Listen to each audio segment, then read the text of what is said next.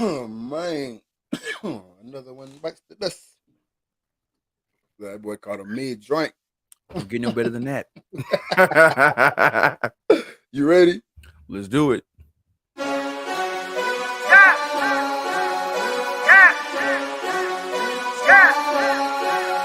What?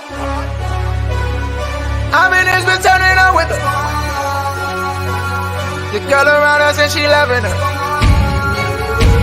If we don't know you, don't come close to her. If you with your girl, let me hear you say what? Good afternoon, good evening, good night. This is season 5, episode 10 of the Read, Talk, and Listen podcast. I am your host, Nick Reed, along with my brother and co-host, Trey Reed. How you doing tonight, man?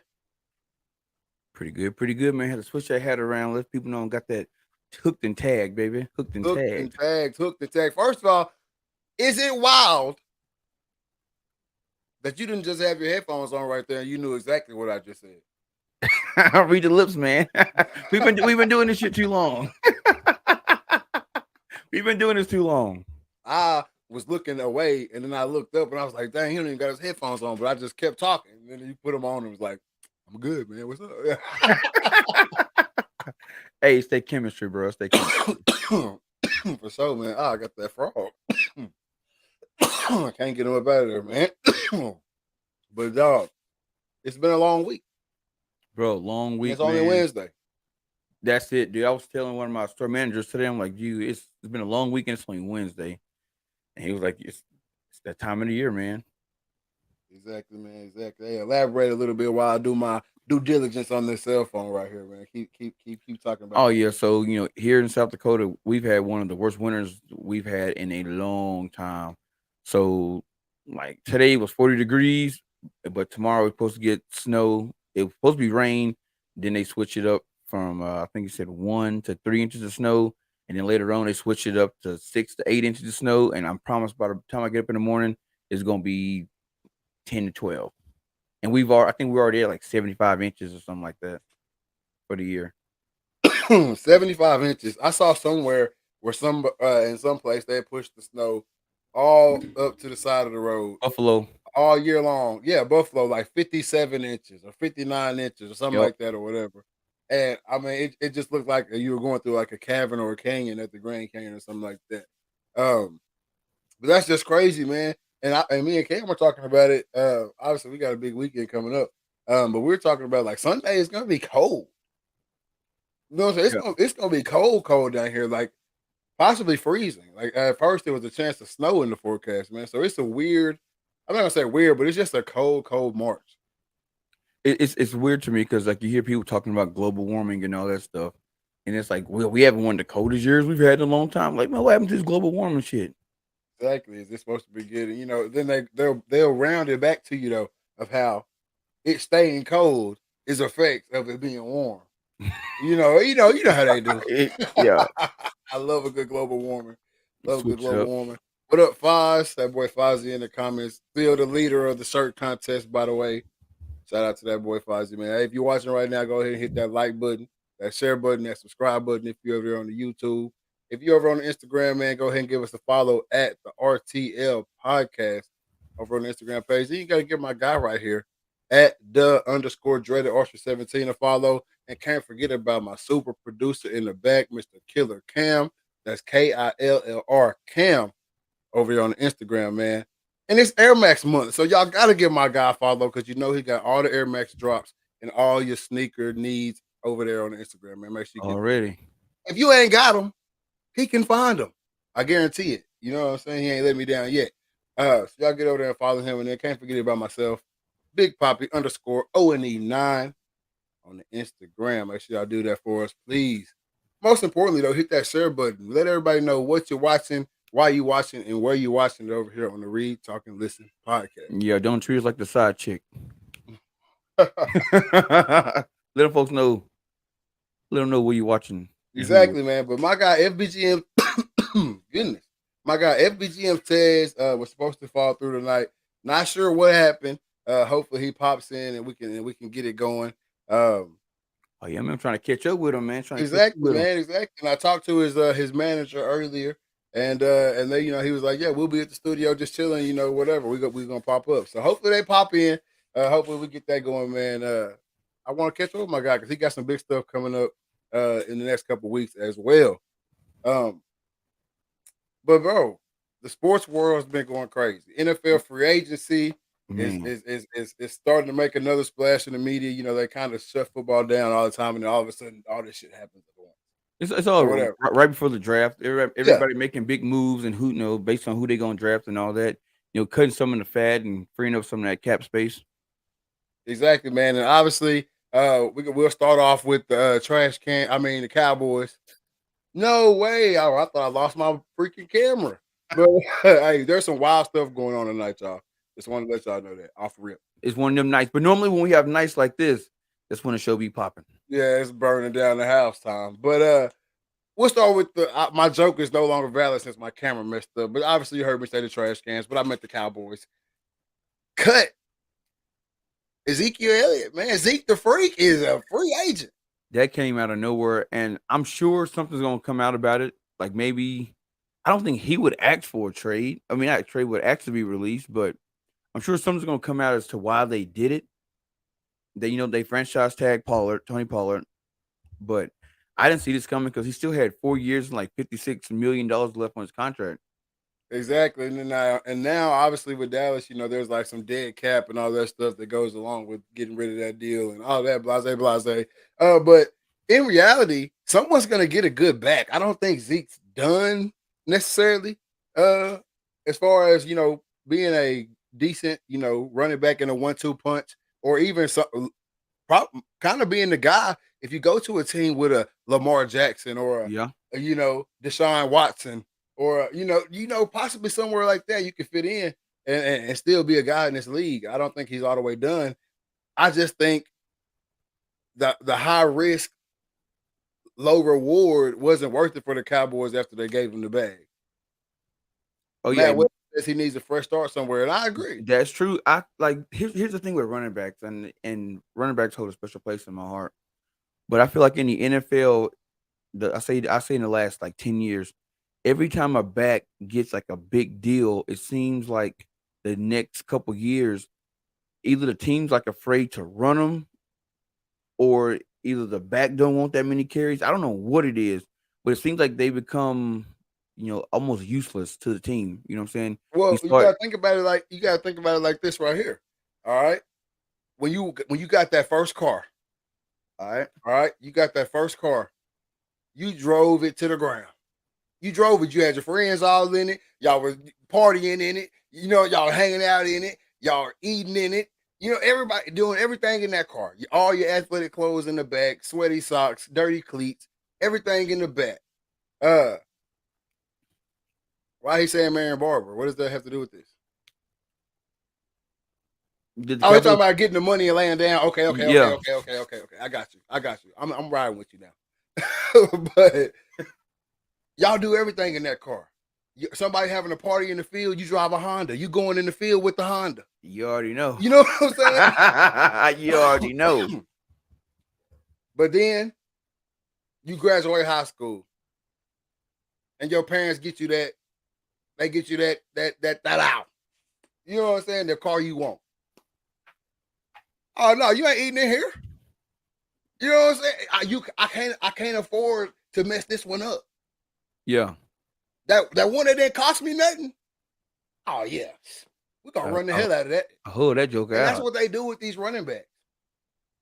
They get them and they ain't worth nothing. So yeah, 25, 30, 25, 30, 25, 30. And then I don't want to play no more. Unless y'all gonna give me the bag. Boom. Give him the bag. Now when he come back from Cabo, that brand new car. Now Jerry's saying, hold up, Kellen. Don't eat in there. Hold up, Kellen. You gonna put 6 people in the 4-seater? No, don't do that. So you can't play with that car like you played with the other car. You know what I'm saying?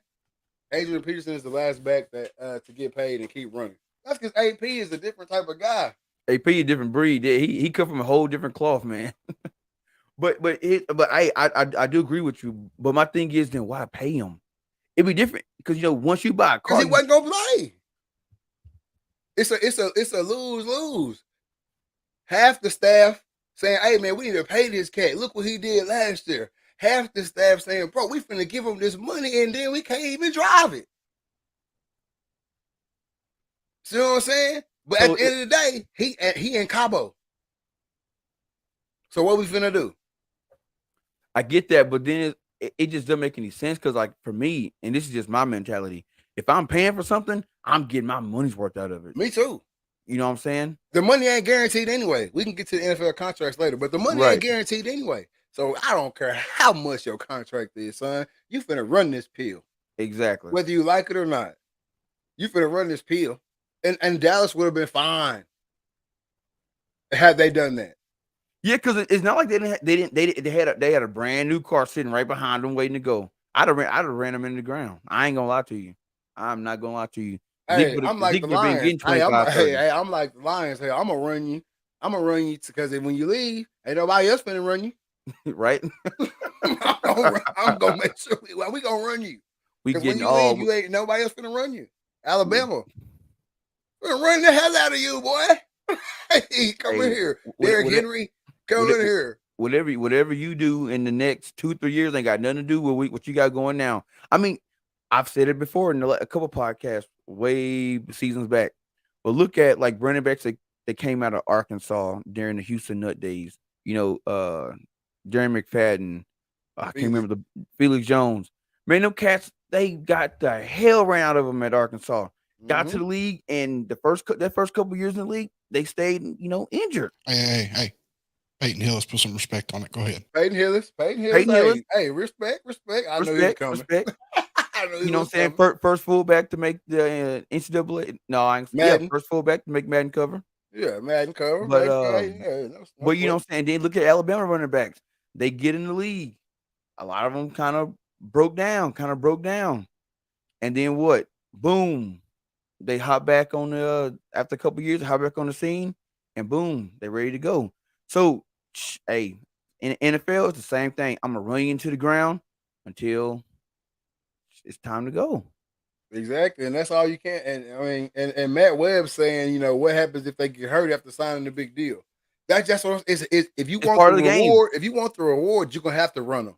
Once you stop their carries, it's all about the flow. A guy that's used to getting 25 carries a game, he's not gonna give you nowhere near the same production getting 15, and then sometimes 12 to 10. He's not gonna give you anywhere near the same production. He can't. That's not his game. So I don't know, man. They got rid of Zeke. It might work out. It may not. You know what I'm saying? You got Pollard. Once he's back from injury, obviously they're talking about getting Bijan Robinson, running back from Texas, in the draft. So that gives you another cheap car to drive. You know what I'm saying? Dude, I'm gonna tell you now. Until Pollard's ready. But if you take him so high, he's not gonna be that cheap. But if I'm an NFL owner, I'm gonna tell you now, I'm rotating backs every 3 years. All right, somebody who said Trent Richardson, Matt Webb said Trent Richardson. Hey, that's the prime example. Yep. Really a lot of running backs out of there. But some of them still succeeded. Obviously, Derrick Henry. Eddie Lacy did a little bit.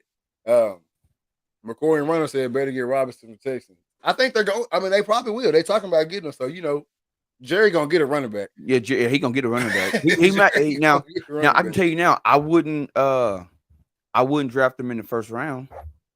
I don't know if he still will be there if you don't.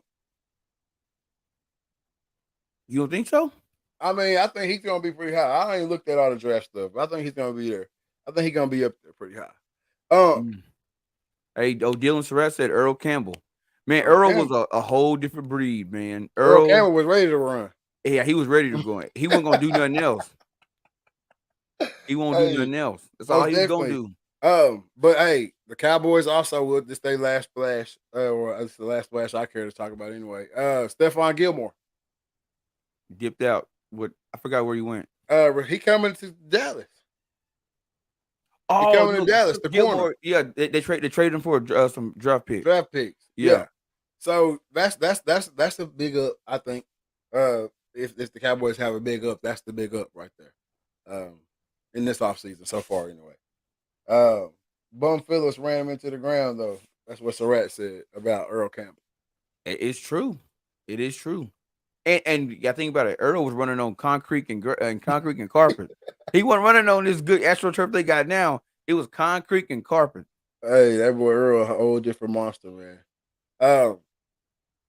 But I saw something crazy today. Oh, I guess it ain't really even crazy. But Jalen Rose comes out and says, "I was Ja Morant," or whatever, whatever. So obviously ESPN, they do a sit down, and it was recorded like recently, like they just did it, and I already saw one little snippet of it. And it's talking about the gun and everything like that or whatever.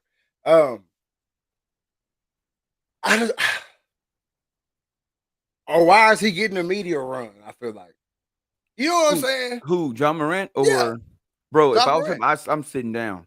Because I just feel like here's the thing with the media today, and with the birth of social media and all that. We really only have about, I say, a 24 to 48 hour attention span. If you can stay off the timeline for that long, people will forget about what's going on. If I was him, I wouldn't do no sit downs. I let all this shit blow over, let my 8-game suspension go and pop back up. Because the more you keep it in the media, that algorithm gonna keep throwing up all that negative shit over and over and over and over again. Yeah, and this is my thing. This is my thing right here. Yep. Why would you not, like, as the media, us, everybody? Why would you not? Let's push them to the side for a little bit. Let's let them sit over here to the side for a little bit. You know what I'm saying? Like, what are we? How are we changing what's gonna happen? Anybody can get up there in front of the camera and say, "Oh yeah, I own up to my mistake." It's already wrote out what he's supposed to say up there. Oh yeah, his PR team is already on top of it. Exactly. You in trouble. The Grizzlies PR team is on top of it. His PR team, y'all already fumbled. Yeah, the Grizzlies. The Grizzlies PR team is on it now, and the NBA. And they probably gonna tell Jalen, don't ask about this, don't ask this, and this. Yeah, I'm ready to watch the whole deal. But they asked him about the the strap situation, and he's like, he says it wasn't my strap. I do take full responsibility for what I did and all that shit and all that stuff and everything like that. That boy Quentin Miller said, "What's good, Wamby boys? What's good with it, Miller? How you holding it down 30 down there, my boy?" But yeah, man, he obviously comes out and obviously it's not mine. Well, you have to say that because if it is yours, then you flew there with the team and blah blah blah. I mean, come on, man. I think they need to let him sit off to the side, let him really have an 8-game suspension. I can have an 8-game suspension if I'm about to go on a worldwide media tour. Yeah, because I'm gonna stay busy. It's gonna fly by. And and I mean, it's just still staying relevant, still staying popular. And what's 8 games in the NBA? What, 2 weeks, 3 weeks? Yeah, 2 weeks probably. Man, that's a vacation. That's what I really don't think the suspension, because I saw the big, when I called you or whatever, the biggest headline I seen was NBA lays down harsh punishment on Ja Morant. It's about to cost them $39 million. That's how they get us right there. That's how they get us. They throw all these numbers in your face. He's gonna not play this many games, and he's not gonna get paid for this game by game checks or whatever. If you a $200 million man, do you count are you living check to check? Do you think is Ja Morant living check to check? Is missing 8 checks gonna hurt Ja? He still got a Nike deal. He going on this media run. And getting paid for it. It ain't free. Getting paid for it. That's what I'm saying. You think ESPN didn't pay Ja Morant to sit down with Jalen Rose? You crazy. You crazy. So he getting the bag. He's not worth $39 million to a $200 million man. Come on, bro. That's somebody taking $39 from me. Hey, you heard what Jay-Z said? I blew 30 mil because 30 mil won't hurt me. You can't hammer me, baby. Hey, this dude just got. They just showed a picture of this cat in the club, and there's no carpet. It's dollars. It's $100K in ones, just to do that. Like, you know what I'm saying? Like, you don't hurt this guy by saying you're gonna miss 8 game checks. Yeah, he ain't like us, because I can tell you now, if RJ Reynolds called me and said, "Hey, bro, You gonna miss 8 checks. You looking for somebody else. That's my next. I need that's the help. next I need to get by with the help from my friends. I can miss 1 or 2, but you say 8. Hey, buddy. And then also, he's gonna miss this 39 million, right? He's gonna miss this 39 million. But he gonna come back next and get the next 8 games, he gonna make 39. Yep. The next 8 games, he gonna make 39. I lose 39 if I know 39 more coming next week. Exactly. I mean, come on, guys. But anyway, we passed Ja. Ja, I wish you well. I hope everything works out for you. I've been rooting for you from the beginning, but I hate this. Oh, To my core.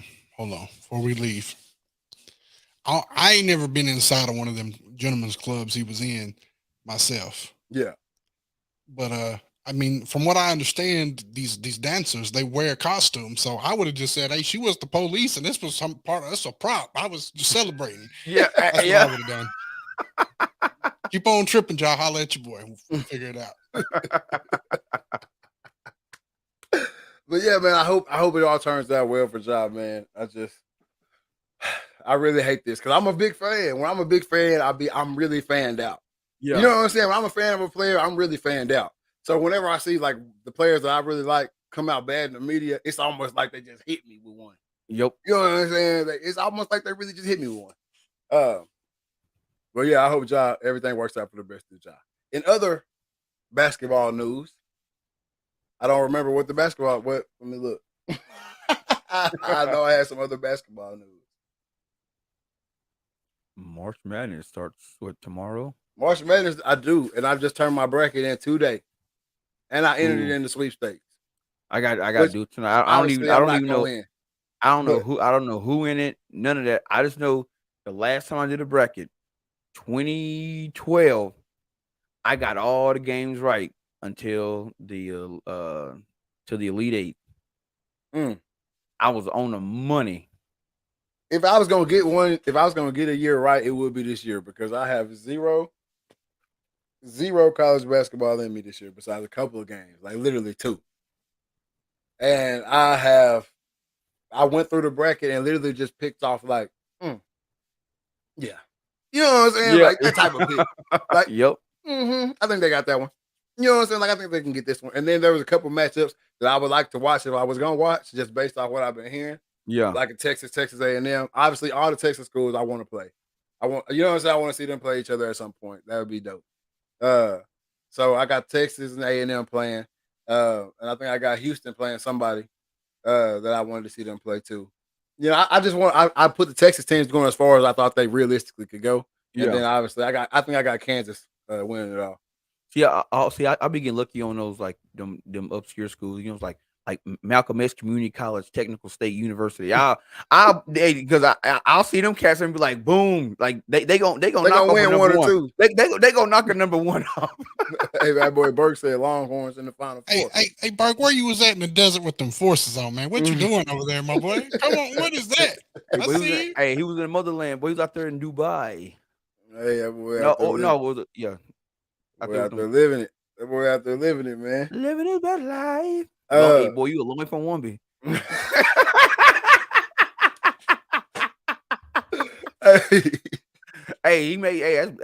If he went in February, it's Black History. He was the first cat from Womby to go to Dubai.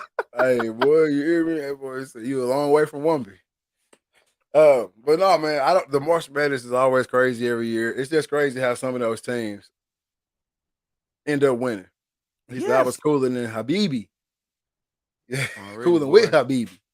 Hey, but some of those teams, like, you know, you never heard of them, whatever. They've been having a great year. They get in the tournament and then they take off. You can't win them. Brought tears to my eyes when I said, "Damn, this ain't the waterworks." Otherwise known to y'all, that's Old Brinkle. Old Brinkle, yeah. Hey, I be dying when I be hearing that Old Brinkle. Where's that Old Brinkle? But yeah, the damn sign up. Stop coming down this damn road. I missed the road. If you know, you know. If you know, you know, man. But yeah, I'm ready to see it though. I'm ready to see what happens. I always thought though, if you can ball, you can ball. Oh, you know yeah. what I'm saying? And it's some of them cats like think about where Steph Curry went. Even the guy we just talked about, John Morant, Murray State. Even though those aren't as small as some of these other schools, those are still smaller schools compared to the Dukes and the UNC, who didn't make the tournament. Oh my! Hey, started off as the 1 seed. This got to be the first time in years since this happened. Since they started keeping up with it, like I don't know how long ago it said it was. But bro, the 1 seed to start the year doesn't even make the freaking tournament. Bro, it goes to show you, like, sports is sports, man. You never know what's gonna happen. In this tournament, you never know what's gonna happen. Like, this is like this is what football need. You know what I'm saying? But you can't. It's too many games. You couldn't have a football tournament. Yeah, like way this, too many you know games. And then and you can't play them like bam, bam, bam. Yeah, but you get these matchups that you, on paper, it's one sided. It's straight up, but the ball don't lie. And them cats get out there, and most of the time it's we are, we Duke. We can't lose to a Loyola State. And Loyola going out there like, we ain't got shit to lose. We're gonna throw these jokers up. And that day they start throwing them up is just the night they start falling. And when if you play basketball, if you play in a team that every time they chunk that joker up is going down, there ain't shit you can do. It's them daggers. Them hoes daggers. And once that momentum shift, it's a wrap. Because once the underdog start believing he can play with the big dog, you can't tell him nothing. You can't, bro. And whatever you believe in, you can say the sports gods or the sports whoever, whatever you believe in. Whatever the ball gets rolling, ain't no stopping that joker. Nope. At all. If you didn't been an athlete, you done all been on both ends of it. Where you know what I'm saying, in a basketball game, it might be one where somebody on the team or everybody on the team just can't miss. Yep. And y'all, whatever go up there, it's going in. In the football game, everything the coach draw up, it's working. It worked. On defense, every blitz hit home. Everything getting home. Everything it picked. Everything happening. And then when you also been on the other end, where it don't matter what you do, you can't stop. Nothing. You knock a pass down and bounce off somebody's knee, and the cat just right there and gone. Ain't nothing you can do. Ain't nobody returned a kick all year. This game, they didn't return 3. Yep. You know, like you see it all the time or whatever. So, the March Madness brings that out. It's hard to bring that out in any other sport. I guess you can say Omaha brings it out kind of in baseball because that's a real tournament feel. Yeah, right there. What else? Softball is softball World Series is one of the most watched sporting events. I mean, I know they don't play none of these games down south, but like I know it's called the Frozen Four, but the hockey tournament it's the same way. It's just like March Madness, but for hockey. They play it because we got a bunch of hockey. Dude, it's the same way. You got schools that no one's heard of, that are top dogs in hockey. You know what I'm saying? Yeah. North Dakota State, they play just as good with Notre Dame, Michigan, Ohio State. Hell, I didn't know Ohio State had a hockey team until yesterday. You know what I'm saying? But exactly. it's the same thing. You know what I'm saying? These tournaments, when you have a true tournament format to crown your champion, you get these underdog stories, these schools that no one's heard of that come up and they do the ranks because you get the matchups that you truly need. Exactly. And I think that's kind of like why the bracket thing is so big and why they can say, hey, we're going to give $5 million or whatever, $1 million to whoever gets the perfect bracket. Because they know on paper, when I look at my paper and I see middle of nowhere state and they come up against a Kansas or a Kentucky or a Duke, I can't. You can't. I can't pick them. You cannot do it. If you pick them and you happen to win on one of them games and you pick that, you guessed. You just simply did it just to do it. Yep. There's no game film. There's no anything that could have showed you that they was going to beat that team. Now, there's some underdog stories where they really ain't no underdog. Like Cat got expelled from Duke or UNC or Florida or somewhere like that. And he ended up at Tom Brown University. The number one JUCO in the country then came to the school, and they all playing together, and they busting heads. But they really a Power 5 squad. Yeah, Power 5 team. Or at least got 2 or 3 Power 5s on there. Yeah. And so they a matchup problem for everybody. Because the dudes who ain't Power 5 really like that. Yep. You know what I'm saying? Like them little point guards. Remember what was the Bumblebees or the who was that a few years ago? Oh, down in Wichita State. Come on, man, little point guard. He like that. he just ain't got the body. He got the but body. put him around some cats, and he a problem for anybody because your point guard ain't ready for it. You go back a couple years back when I was in high school. You know, Gonzaga was a no name team. Well, Gonzaga really always no. I'm saying back when I was in school. You know, they still was basketball heavy. I think they've been basketball heavy forever. I don't think they that's have. the only reason we know them. Do they play anything else? I think they play football. I think they do. I don't get me wrong. I don't know them for anything but basketball. What I'm saying is when they first hit the scene, no one knew who they were because they had that guy with the little pedophile mustache, and then he just he came up, and then the next year, boom, boom, boom, and now they can recruit the big, you know what I'm saying, 4 or 5 star guys are going to Gonzaga now. So now they are a top. Man, I bet you somebody. I think we just didn't know who they were because they wasn't big out here. I think they've been basketball big forever, and we ain't played no basketball. Yeah, I think because I feel like some guys that went through Gonzaga like back that way. Yeah, I don't know, but I'm saying but I say you got these schools that, like you said, they get the diamonds in the rough, and them cats get the. Exactly. Like, even think about like Steph Curry school when they made the run.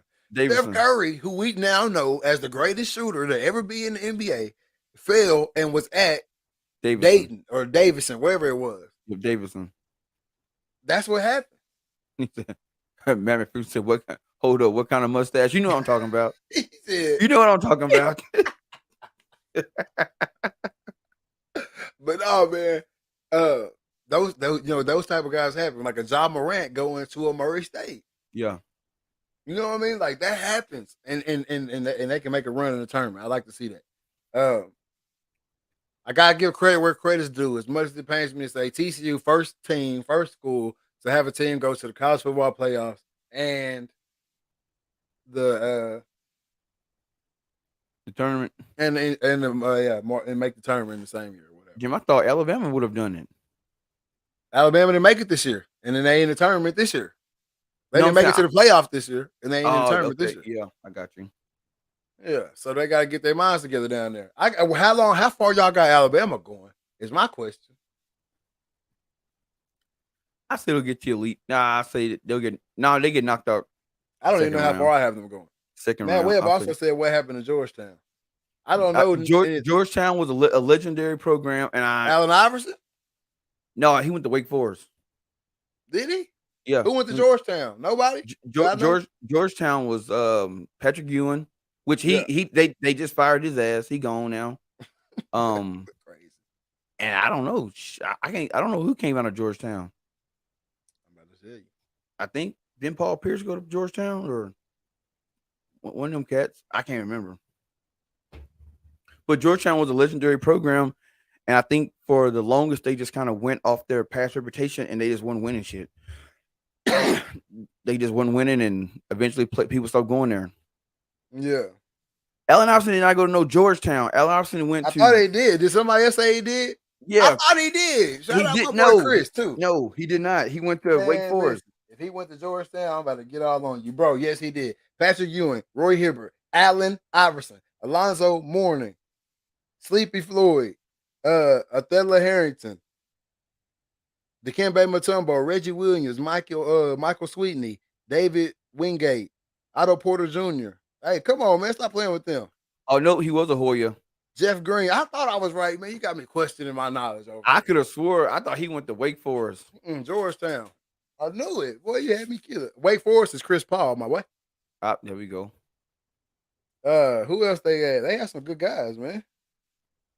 They had some good cats come through Georgetown. Put some respect on their name, man. My bad. Hey, my bad, Georgetown. My bad, Hoyas. Duncan went to Wake Forest. Timmy D. But the Admiral went to the Navy. Went to the Naval Academy and outgrew that thing. Yeah, he was a submariner but couldn't fit in the submarine. Exactly. That's some wild stuff right there, man.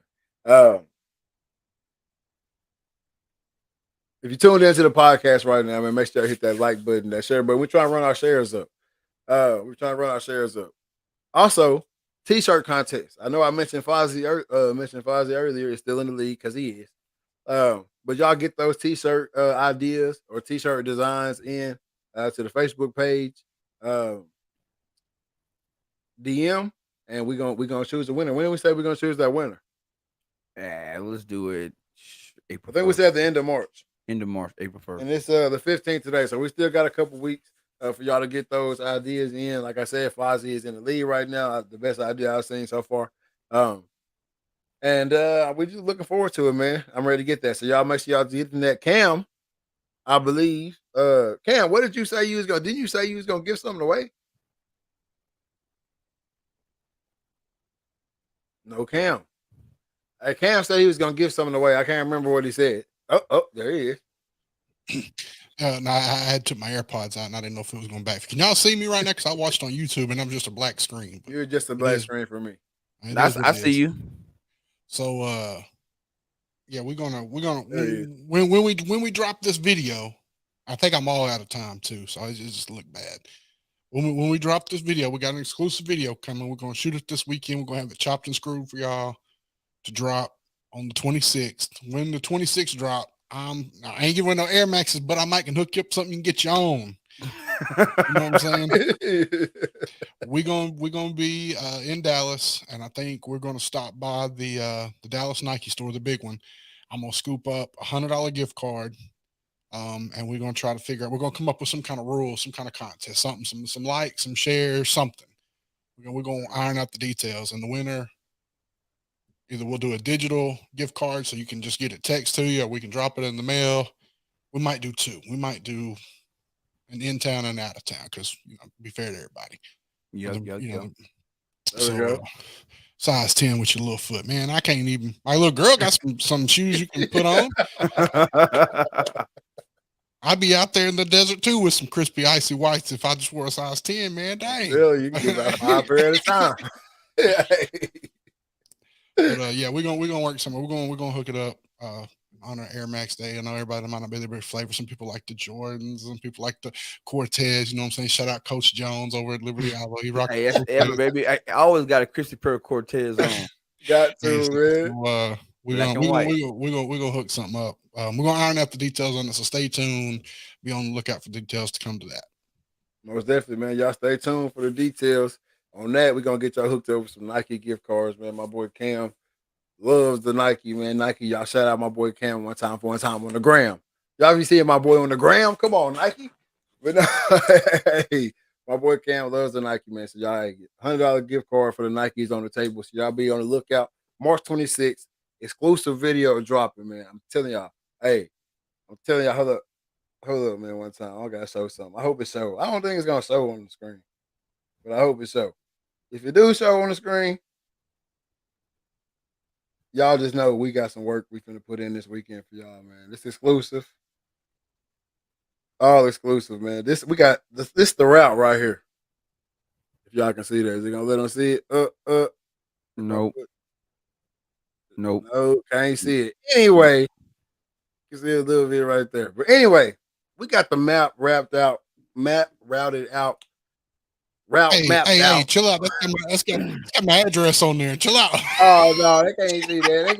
They can't see that. Go come home to no Air Maxes. I didn't even know it had your address on there. But good thing they couldn't see it, I guess. We got everything mapped out, man. We finna go down and get some crazy footage. We got some crazy stuff dropping, man. I can't wait. I've been excited about it for about a month now. It's finally here. We thought we was gonna get to go another weekend and have some extra, but hey, gotta do what you gotta do. So hey, when I tell y'all this gonna be the best, hey, the best that I done put out, it's gonna be the best I done put out. For sure. They call me the Littlefoot Bandit. Oh, more NFL news. Aaron Rodgers says, hey, I want to go to the Jets. If the Jets put it out there on the line, I'll play in New York. That shocked me because I'm not gonna lie to you. I was going around telling everybody here in Sioux Falls like Aaron Rodgers is going to Minnesota. You know what I'm saying? He going to Minnesota because it only makes sense. You know what I'm saying? That's all they missing is a good quarterback. Like they got a Super Bowl ready team now, and I promise you, if Aaron Rodgers called Minnesota and said, "Yo, I'm coming. I'll come there if y'all want me," they will either bench Cousins or trade him. Hell, probably could trade him to Green Bay. Cowboys trade who? Fid. That's Fid. Fid Yeah. hopped in. He late. We know I talked Cowboy trade. Yeah, you late, brother. They say he want OBJ if he go. That's true.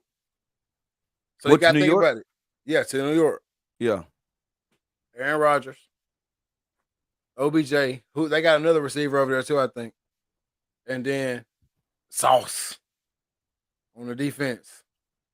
Sauce. They got some more guys too. Don't let me get wrong, but Sauce. I mean, Aaron Rodgers could be the one to turn Green Bay around. I mean, not Green Bay, but turn New York around. Like for the longest, New York has been just someone say a cursed program. They just can't get it right. You know what I'm saying? But I believe he go there and if he can bring OBJ, I don't know how much he still got left in the tank, but if he still got some left, I believe Aaron Rodgers will pull the best out of him and be a crazy ass team. This is what I know about OBJ. Regardless of what he has left in the tank, you're like the fifth person I heard say that same exact thing. If he got something left in the tank, it doesn't matter what OBJ has left in the tank at this point. We all know he can still catch the ball as long as he's healthy and can run a route. He does more to the defense than most people's 2, 3, and 4 receivers, regardless. That's true. So if OBJ is 100% healthy and he can run a route, we know he can catch the ball. He has his tank is full. His tank is full. He's got longevity if he can stay healthy. Yeah, Rodgers gave them a list of people he wanted to pick up. And if they smart, they'll pick them up. Would it be smart for Zeke to go to New York? Yeah, shit, yeah. Why not? Immediately see New York go from a bottom tier NFL team, and as soon as Rodgers get there, say OBJ gets there, and let's just say miraculously Zeke gets there. Now you got a crazy ass lineup, and if it happened, matter of fact, I don't know if it happened or not, but I might take myself to Iowa and say that they're gonna be a playoff team. Just put a bet down, $10. It's right now. I bet it's like 5,000. I mean, if all that happens, the odds will go way up though. Yeah, but I got my ticket before. But I'm saying, how would you go? You gonna have to go do it now. Yeah, I go do it tomorrow. Yeah, you have to go do it now. You know what I'm saying? Like you have to go do it before they even started talking about it. Because I'm telling you, as soon as they even start talking about OBJ for real, it's like it's legit. And A-Rod is legit, and somehow Zeke is legit. Oh, the odds gonna go way up. Especially they're gonna land a couple more defenders. Oh yeah, odds gonna go way up. The problem The problem is OBJ wants number one receiver money, and I don't think he's better than the number one. Who is their number one, Brandon? I see you didn't put a name.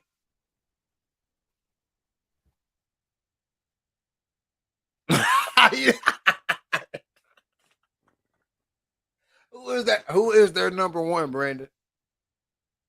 Somebody answer the question. Who is the Jets' number one wide receiver right now? Without Google. Hit it real quick. Gary Wilson. You hit that, or somebody said that? I looked it up. Why would you not see how quick they can do it? I'd already looked at it before you said it. Elijah Moore. They don't treat him like that though. That's what Burke said. No, Elijah Moore is number 2. Man, call out the numbers. You got what they're talking about. You got who? Elijah Moore? And both. So Garrett Wilson. Last season he had 83 receptions for 1,103 yards, 4 touchdowns, and he averaged 13 yards a catch. All right, go ahead to my guy. All right, Elijah Moore. He had 37 receptions for 446 yards. Don't say no more. Don't say no more. And I think, hey, no, sir. That ain't gonna cut it. Oh yeah, that ain't gonna get it done. That ain't gonna cut the mustard, Burt. Hey, he might have a skill set, but 34 receptions ain't gonna get him there as the number one. Hell, Aaron Lazard is number 2. He had 60 receptions for 788 yards and 6 touchdowns. He averaged 13.1 yards a carry. So yeah, Elijah Moore, I don't know about Elijah Moore. Maybe he got the skills. Maybe he got the skills. Be the number 1 or whatever. But they ain't looking at him. Who was that quarterback this year? Wasn't it Wilson? Yeah. He wasn't looking his way. Gotta be a reason why. Yeah, they had Zach Wilson. Yeah, because just looking at the Jets roster, their running back is Breece Hall, Zon Van Knight, and Michael Carter. Zeke could come in and take all 3 of these spots and be number 1. You bent Zach Wilson towards ACL this year. Take him out. Put Aaron Rodgers there. You can trade. You can trade Chris Strivler. Trade him off. Have Zach as your number 2. Aaron Rodgers as your number 1. You have Zeke Elliott as your running back. Then you bring OBJ in. He can probably replace, let's say, Corey Davis. No, he replaced Garrett Wilson. Boom, that's your number 1 receiver right there. And then you money. You money. Exactly. I think he can come in and be that. Hold up. Hey, keep rolling real quick. Oh yeah. So I mean the Jets have a legitimate chance to be a top tier NFL team by just making a few changes. Now I'm not saying they're gonna come in and change the world and be a Super Bowl contender, but I do believe that they can at least probably make the playoffs with that team. But that's what I believe. But if you tuned into the podcast right now, go over to Underdog Athletics and use promo code JaceB. That's my little nephew, or our little nephew, or my one of my best friends in the world, CJ Barros. His son got his first brand deal in Little League and got his first first endorsement. And so go over there and support them. Use promo code JaceB. Get 15% off your order and help the little brother out. You know what I'm saying? We support family, and he part of the RTL family always. You are now tuned in to the RTL podcast. Most definitely, man. Make sure y'all get over there and get y'all some gear, man. You know, I grabbed me a little bit of gear earlier today. Had a little funny conversation about it afterwards. But get over there and grab y'all some gear, man. It's definitely for a good cause. And use that promo code. You got the promo code popped up on the screen? Oh, I had it popped up. I'll pop it up again. Yeah, pop that promo code back up, man. Promo code JaceB over there at Underdog Athletics with an X, man. Use promo code JaceB for 15% off. Make sure y'all do that, man. It's going to a very, very, very good young man who is an aspiring talent, loves the game, loves sports, just an athletic guy, really, really good kid, man. Go out there and support him. It's for a good cause, like I said, man. I knew I had it immediately when I saw the text. You know, I knew I had to get something. My boy Burke said I bought 2 pairs of shorts. Support the young men up and coming, or the young man coming up, and that's exactly what I thought. You know what I'm saying? Like, you know, this is the chance to touch a kid. You know what I'm saying? That's young. You know what I mean, or whatever. And if they're already doing this at this age, you know, what's his future gonna look like as a freshman in high school, as an 11th grader, as a senior? You know what I'm saying? Stuff like that or whatever. So whatever I can do to encourage the new wave of athletes, man, you know I'm down for it. Hopefully y'all can get behind it too, as RTL family. Always. Oh, and for those who don't know what Underdog Athletics is, it is a Christian-based fitness wear company. So a lot of the clothes, you know what I'm saying, is focused on, you know, putting God first in sports. So go check it out. A lot of fly gear. I'm getting a couple hoodies myself because I like, you know, working out in the hoodie. It's my pump cover when I'm getting in the gym, you know what I'm saying, before I get all swollen juicy. So I had that hoodie on. So I'm gonna go get me one of those hoodies and a couple pairs of shorts and be rocking out, man, on the range. So for sure. Hey, I'm about to have Cam take me down real quick so I can fix this, and I'll be right back. For sure. I ain't gonna leave you hanging. My camera tripping out too. I think it's just my internet. So It's the tech, man. Tech is kicking our ass tonight. we're gonna roll with the official RTL avatar. Boy, that's the old one right there. Oh man, but Cam, hey, today I had a conversation with my boss about some shoes. I talked to you about it earlier, but I was with that conversation. I was telling him about the Astro Boy boots. Are those gonna be like a talk of the town Saturday? So I've only seen a couple people on social media with them. Like it's this store in Dallas called Private Selection, and it just man they're I don't know. I have to send you a video. We're probably going to take some video. We're going to stop by there when we do this video, and that's the only dude I've seen.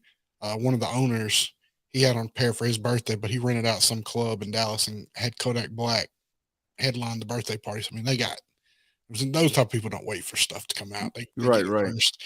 But I don't think they're officially out yet. Officially, I mean, I know there's some people with them. I know there's this older gentleman in the UK that Yeah, always gets releases. he went viral. He took like pictures of them and stuff, and Yeah. people he's like, yeah, he make these shit look dope. I was just wondering with those shoes, man. I haven't seen a pair in public. I'm You ain't gonna see nothing in Texas, Canada. You gonna see somebody take some Tyson boots and spray paint them over red and be walking around in them, but you ain't gonna see no official Astro Boy boots in TK. But is this a social experiment? And I don't know. It's like so the company that's putting them out, they're Mischief. They've been so I don't know if you remember like back I don't know. I think it's been a little while ago, but it was like Lil Nas X did the Air Max with like Yeah, supposedly with the blood in it. yeah. That was the company that put those out. Was I'm trying to move it too. Come on now. There we go. Get right. But they put those out, and then they did those the Gobstopper ones, where like you wear them and they wear down and they change colors like the inside of a piece of candy. He tripping again. Yeah. So they're notorious. They look like Vans. They're called the Wavy Baby. So they're known for putting out controversial shoes. I mean, I don't know. Is it just like let's put out this crazy stuff and see if people really gonna buy it, or they're putting out this wild stuff for people to just get a name out there. I mean, I don't know. They've been sued so many times. I don't know how they still got money to keep rolling, but because Nike sued them for a lot over their Air Max, especially when they had like the satanic decorations and the blood and the soul, and Right. Which I think they did another pair too that supposedly had holy water in the heels, the all Yep, white pair they of did. Air Maxes. They backtracked and came out with the holy water shoes. So, But here's my thing: how can Nike sue them for what? Like what's the lawsuit? because okay, so now it's different than when they did the Vans because it was just like likeness, like it looked like it. And I want to say they did a pair of something that looked like a pair of Air Force Ones, but the 97s, like they didn't change nothing on them. Like they bought, I don't know, I think it was like so many pair of the black Air Maxes and then customize them, which people customize shoe all the time, but it's usually like one-offs. Like you see these NFL players, they get like one-off customs, and like there's somebody that customizes. This they took these to market, so it was deformation of a product. You know what I'm saying? Like they were. You see that pair of shoes, if you don't know the story behind it, you see a dude walking in all black Air Max 97s with, red paint or blood and devil signs hanging off of them. So You associated with Nike. yeah, exactly. So I mean, to me, I'm just like, hey, this dude customized the shoe because I know better. But I guess they're trying to say, it's they're using my platform without my permission, something we don't stand for. Yeah. So we're gonna, have to pay for it. See, that's why I know with a couple years ago there was a cat in New York. He was actually making he took Air Force Ones and like painted them green, and he like flipped the Nike sign upside down to look like the Newport sale. Mm-hmm. And not only did he get sued by Nike, but Reynolds America came after him too. Yeah, And there's some company that mass produced them too. I'm trying to think of what. Oh, I have to look it up. But like they've got them out like they look done well. Oh yeah, like this cat had. I mean, the box even looked like a pack of Newports. Oh Like yeah, it, we like, might be talking about the same cat yeah, then. yeah, yeah, dude. It was wild, and yeah, he well, Nike gave him a cease and desist, and Big Tobacco didn't play no games, and it's like, hey, player, you gotta, you done, we suing. Yeah, ain't gonna be no more of this riffraff. All right, You back? guys, I'm back. Just put my little picture up there, man. I don't know what I don't know what's going on, man. Let me see It's if like I 3 weeks can. in a row. I don't know. I guess I gotta get I guess we need a better tech team. I don't know. And I I think don't. you Yeah, gotta change your picture. yeah. I did change it, but there's nowhere for me to put it on there. Y'all took away all my credentials. We didn't So take away look, nothing. leave That's the how they do studio, me over here, y'all. leave the studio, and then edit your mic settings, like whenever you first come in. Hey, you can hear me now. Yeah, He gone, go. yeah, yeah. He know. But yeah, dude, it's shit's crazy. But I even said a while ago that like the whole Balenciaga thing, that company is still a big social experiment, man. They taking construction jackets and just switching it up and putting their name on it, and boom, $3,000, and Cass is buying it. And you literally can get the same jacket at a work store. Now he fooling with that battery, trying to charge it and run out of it. And told him you got to get that dummy battery. You got to keep sleeping. I mean, mine's plugged. My Wi-Fi bad, so we just he got a dead battery. We got a half a show going on. Guests late to the building so far. Hour into it. It's Wednesday. It's the Read It is, Talk and Listen. it is what it is. But Like, hey, share, and I subscribe. know I know you saw the post this morning about the new launch coming into the month.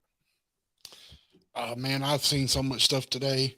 Well, Which one thanks, are you Cam. talking about? Thanks for supporting the crossover collection, baby. Oh yeah, yeah, yeah, The yeah, Dread yeah, Doctor yeah. No, no, no, crossover no, no, collection. man. Hey, I uh, said, well, when you said at the end of the month, I wasn't sure because I didn't see a date on there. No, I did see that first thing this morning. I woke up, that was waiting on me.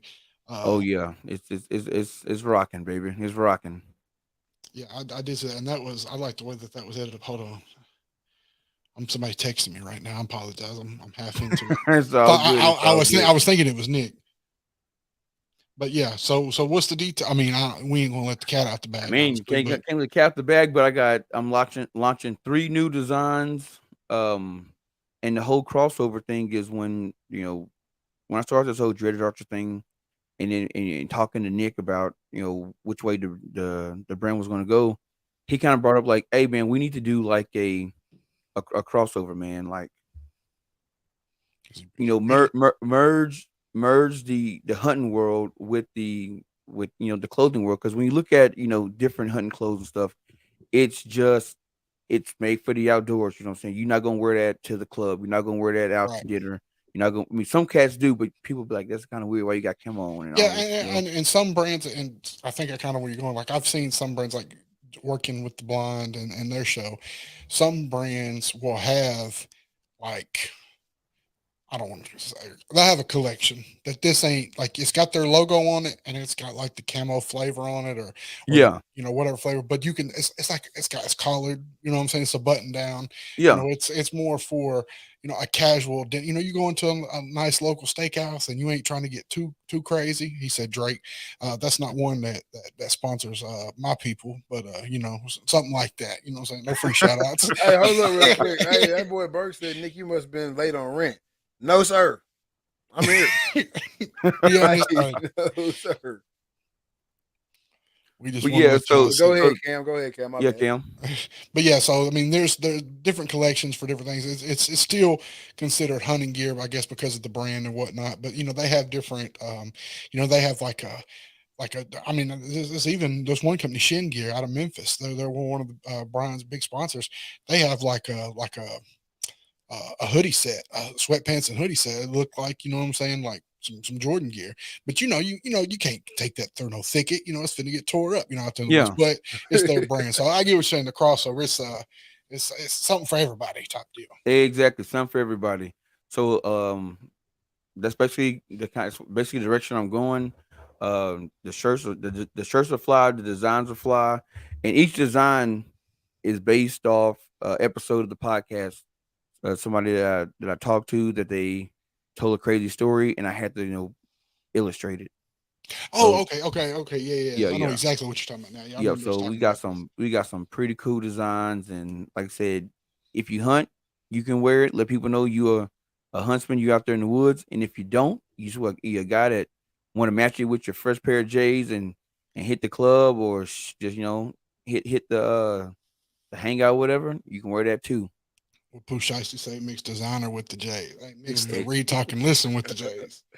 Already. Exactly, man. Yeah, I can't wait for them to drop. You send me over some designs, man. I'm excited for you. I'm excited for the drop. It's gonna be legit.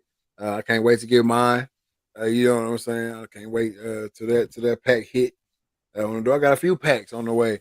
I got a few packs on the way to support my local. I only wear pretty much local everything, especially when I'm on camera anywhere. So I got a couple people stuff coming in. I also got some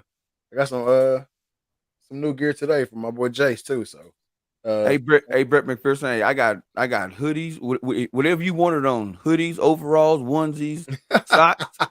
You want it on whatever you want it on. I can put it on it. Hey, don't. Hey, watch what you tell him because he'll have you making some inappropriate. he said he gonna put that logo on if he can put it on. Yeah. I'm Maybe put not it on the anything. maybe not the real estate you want to see it either. You know what I'm saying? Be out Hey, here like Stephen A got some personal beef right now, man. Talk about that a little bit, Trey. Oh yeah. Stephen A came out. I think it was First Take, and he basically said like during the whole Kyrie Irving thing with the COVID and then all that stuff, it wasn't just about him taking the the jab, but it was also about he had some personal beef with Kyrie and his father. Now he didn't really go into it, but that just kind of brings up the question, like, so, well, not bring up the question, but it kind of makes sense now, like why he was going so hard Yeah. on Kyrie. If it's personal, then why is he bringing it to First Take? Soft. I agree, and that's what I was just about to say. How much that just brings to light really what I've been thinking the whole time about a lot of media presence and definitely sports analysts. How much do we hear y'all bash or talk about these players is really because they didn't shake your hand after the game because they Yep. don't know you, Or they didn't give you the interview. exactly, or they didn't want to come sit down with you, or they didn't want you to fly out to wherever they were, or fly out to where you were, whatever the case may be, or come to whatever event you were hosting. How much of that is what we get on the bashing of these guys? Oh, dude, I bet it's a lot. And this is, and I hate it because a lot of these sports writers, they're also the guys that vote for awards. They're guys that vote Mhm. for a Hall of Fame. They're guys that these are your voters.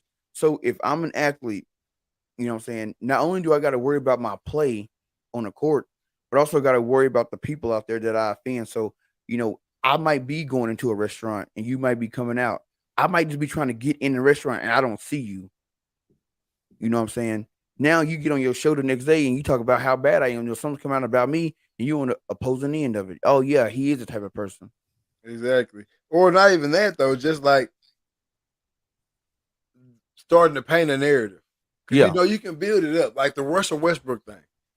I honestly believe that this whole Russell Westbrook thing is a facade. Like it's just built up in the media. You know what I'm saying? Like it's gotta be. Like either one or two things.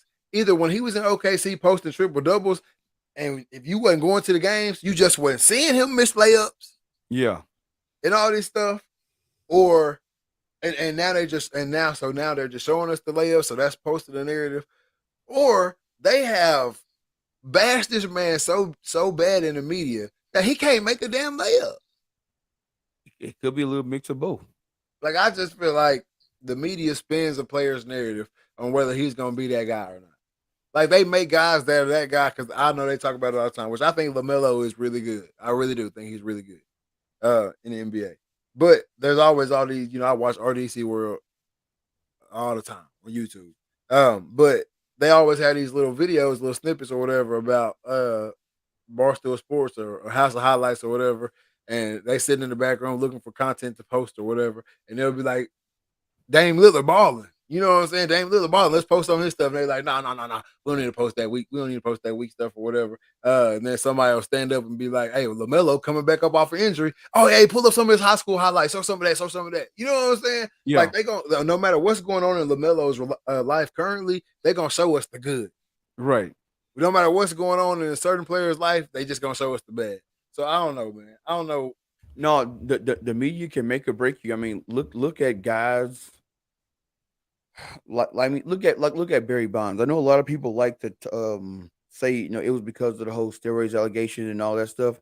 But truth be told, the media didn't like Barry Bonds because he didn't like talking to the media.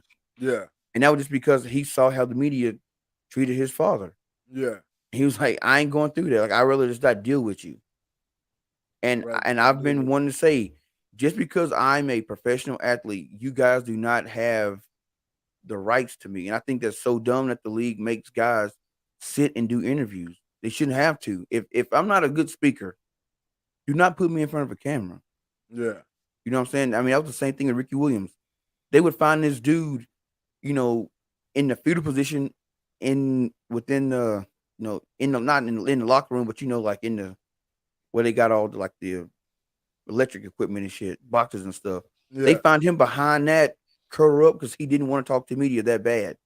So then he started doing interviews with his helmet on. Now he's like a clown. Now y'all talking about me. I just rather not talk to the media. Exactly, man. It's crazy. It's sad. And I think just Stephen A just really just settled the score for me, personally. If you willing to come out and say, you know, it really wasn't about what was going on. Even though during that time, that's what you was harping on. Yeah. You wasn't harping on whatever beef you and his dad had or whatever beef you and him had. You was harping on the situation at hand. Yep. Every single morning. Yep. So you sitting here saying you didn't believe that, but since we beefing, I'm on your head. Exactly. And well, so how many? Go ahead. I didn't like the fact that how he did, like, so before he went and got the jab, he was, you know, there's questions I got, and he was, you know, I want to, you know, talk to my family about it first, and da. Then he goes and gets the jab, and the first thing he do, who the first person he call out? Kyrie. Nope, LeBron. Hey, LeBron, you up next. You up next. I got it. The world watching, LeBron. Bro, don't call my name. Yeah. Do not call me. Talking about me for? Exactly. You went and got it. Cool. I've already told the media I'm going to talk to my family about it, and we'll go from there. You don't need to be bringing anything about my medical history, none of that. Don't worry about what I got going on. Exactly. Don't worry about what I got going on. Like I used to like Stephen A, but it seems like now he just seemed to be tap dancing to me, man. It's all coming out. Yeah, pretty much all along, which it started with the whole what's my boy's name? Who? My boy, oh my goodness. My boy that came in the league out of high school. Kwame Brown. Kwame Brown. It started with when Kwame Brown really started talking, that's what got me looking into the old Stephen A. Yep. You know what I'm saying? Stephen A, what you really talking about? You know what I mean? And stuff like that or whatever. And ever since then, I just feel like more stuff. And it's kind of like when you see a car, you start seeing it over and over and over again. So now I've seen that other side of Stephen A. And now I feel like I just keep seeing it over and over and over and over again. Almost to the fact where I really don't watch them. I really don't watch them, actually. Bro, I just hear about them and shit like this. I watch. You know who I watch. Oh, yeah. The only sports show to watch.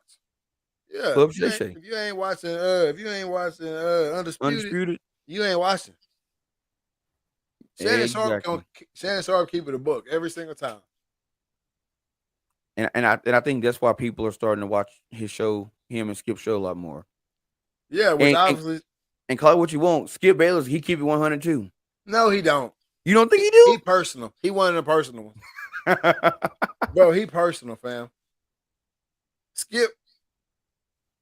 If he don't like you, he going in on you all the way. If he do like you, he gonna find a reason to like say what you did. Like if you did bad, a reason why it was bad. Blah blah blah blah. Which that's his job on the show. Skip. Come on, Skip. Hey, what?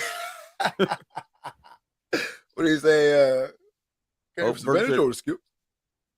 But yeah, Skip personal too. Exactly. I told you, Skip, man, he takes it way too personal. And you see how he gets so personal where he even came at Shannon. You see when they was going through their little tiff. I thought Shannon was gonna come across that table. He wanted to. And I wouldn't have felt bad for Skip if he would have. I ain't gonna lie to you. Because he said what Shannon was sorry or he basically said that Shannon Sharp was hating on Tom Brady because Tom Brady was a better football player than Shannon Sharp. Basically, he played longer. He played longer. Yeah, I'm saying he played longer and was better. Yeah, he made a comment though, said something like, "I'm in the Hall of Fame," and he was like, pretty much like you would have stayed longer if you were capable or something like that. Like, yeah. And he was just saying he's a better football player than you. That's why you do whatever. If you're gonna get that personal, where you willing to go at your own co-host just because to prove your point off or whatever. Yeah. You taking stuff way too personal. Sound like you worked with us sometime. Yeah, That's a different show. That's a different show. He said, told that man to put his glasses back on. Put your glasses back on. Hey, because you know what he's finna do with that. Hey, when them glasses come off. I like Uncle because when he's wrong, he'll admit it. Exactly, man. And that's how you gotta be. If you are a media personality, you have to be able to play both sides. And when you're wrong, admit when you're wrong. Don't double down on it. Yeah, don't double down on it. And don't just try to find a way to keep it for your guy. Like if LeBron would have came out this year and averaged 12, 3 and 3. Hang that shit up, Bron. Yeah, it's time. Hell, he would even came out and averaged 17. I would have said hang that shit up, LeBron. And your favorite player probably averaging around there. But I would have said it's time to hang it up, Bron. Because that's not up to your level. Exactly. That's not, you know what I'm saying? You ain't like after seeing Brady in that last Super Bowl game, I mean in that last game, I've always after every year I've always said, hey, Brady need to come back. It's good for football. Yep. After seeing that last game, hey, if he come back another year and it's another year of that will not be good for football. Nope, not at all. Take your ass home. Just say, I forgot that old Batman saying what you said. Like you be a hero and stay long enough to become a villain or something. Exactly. Yeah. He always been a villain anyway. So is LeBron too. It's funny how both the biggest villains in both sports are the that lasted the longest. Yep. It's crazy how that happened. Which is wild though. That's why I hate sports fans. We could have really sat here and had 20 years of embracement and going hard. Like y'all thought when y'all was watching MJ, because that's who I'm talking to. When y'all was watching MJ, y'all all was celebrating and everybody was happy and y'all was running around and Jordan is the best thing since sliced bread and everybody was embracing it and the league was happy and everything was good and the world was great. Jordan was the man. But since that, the sports world seems like they can't come together and be like, damn, whoever the best person is in each league right now is hated. Yes. In every league right now, look around. Nobody likes the best guy. Nope. Like Bryce Harper in baseball, people can stand him. He's not the best though. But yeah. I'm saying when he was. He ain't never been the best. I mean, he had the best story. He was hot. I don't think he's ever been the best in the league. But yeah, Bryce Harper, he was that guy. But yeah, just like that. He was so good that people hated him. Yep. I see what you're saying. I watched, I think it was a TikTok or it might have been an Instagram story or something. I seen something and it was pretty much like what you're saying. It was like, imagine the mindset, what condition LeBron's mental health would be if everybody cheered for him and he was, and then somebody, it was a sports show, obviously. And the guy was like, LeBron's not out here doing what he's doing right now for the people that's cheering for him. He's doing it for the people who ain't. Exactly. He's out here putting on for the ones that says he can't do it. He's too old. He's too this. He's too that. That's the same thing, Bert. I think when you're a natural competitor, when you got that fierce, when you got that dog in you, you ain't worried about people petting on you in the house. You worried about the mailman. Mm-hmm. Talk that talk, George. Talk that talk, George. But yeah, man, I just feel like we missed out on that. I didn't. I'm gonna say that right now. I ain't gonna lie. I probably had my 2 or 3 years where I hated on Brady, but just because he was, what he did to my boys, a hater will make you greater. Yeah, that's true. But yeah, what Brady did to my boys is unforgivable. I couldn't get through it. But I had to get past that. I realized, like, it is what it is, and he that guy. I don't know why people can't do that for Braun. I don't know why people can't do that for John Jones. I don't know why people can't do anybody in any sport who is the top dog. I think after his last win with John Jones, and we said it last episode, I think the people are coming around now. And they're like, yeah, he that dude. He definitely proved a lot of the naysayers wrong. Like, yep. Burke say he missed on Kobe. Why do you think you missed on Kobe? Did you miss on y'all? Either one of y'all? I didn't. I'm not like. I didn't watch a lot. The only time I watched Kobe was when Shaq was with LA. Other than that, I didn't too much keep up with him. Yeah, I want to say I missed too, because at that point in time when I was really into basketball, like what I was watching, if it was on, I'm watching. He was your rival. Yeah, exactly. I was a Celtics fan, so I wasn't, what I'm saying? I always gave him his flout, I always respect, like, man, the dude is cold, but hey, to heck with him. Like, yeah, I was sad when they beat the Sixers in the final, because I wanted AI to get a ring so bad. He said, Burke said, like I wasn't hating, but I didn't pay attention enough, and Kobe was the deal. Hey, that's my thing too. I think early Kobe, but I was still a young book too, though. But early Kobe, I guess I kind of missed. But I think I kind of dove head first into the Mamba. I kind of dove head first into the Mamba and went back and backtracked and USA and watched the fights at practice, and you know what I'm saying. I kind of dove deep into Kobe at one point. So I don't feel like I missed out on Kobe, man. But yeah, I hate when we miss out on players, man. Yep. I'm trying to think about some players I probably did miss out on hating. I can't think of it because I really ain't no hater. But Cooper Cup. I ain't missing out on no. I ain't missing out. That's the thing, though. That's the thing. He done gave him horns on the Cooper Cup. Hey, I only said that because I know Brandon lurking around here somewhere. This one there he is. But he's talking about Kobe. This is what I say about Cooper Cup right here. Well, I'll read this first. Brandon Lewis said, I was a Kobe hater until Shaq left, and he won with that Shaq. He won my respect then. Man, Brandon, come on, man. They just retired Pau Gasol's number. Did he? I mean, you know what I'm saying? Like, come on, Brandon. But anyway, did that really get your respect? Or did that was just something you had to say? Like the people that saying, oh, LeBron broke the record. Now I respect him because he got the most points. Bro, if you respect him after that shot, you respected him before that shot. You just couldn't say it. Years down the road, we hope it's some years because, like you said, we want to enjoy this.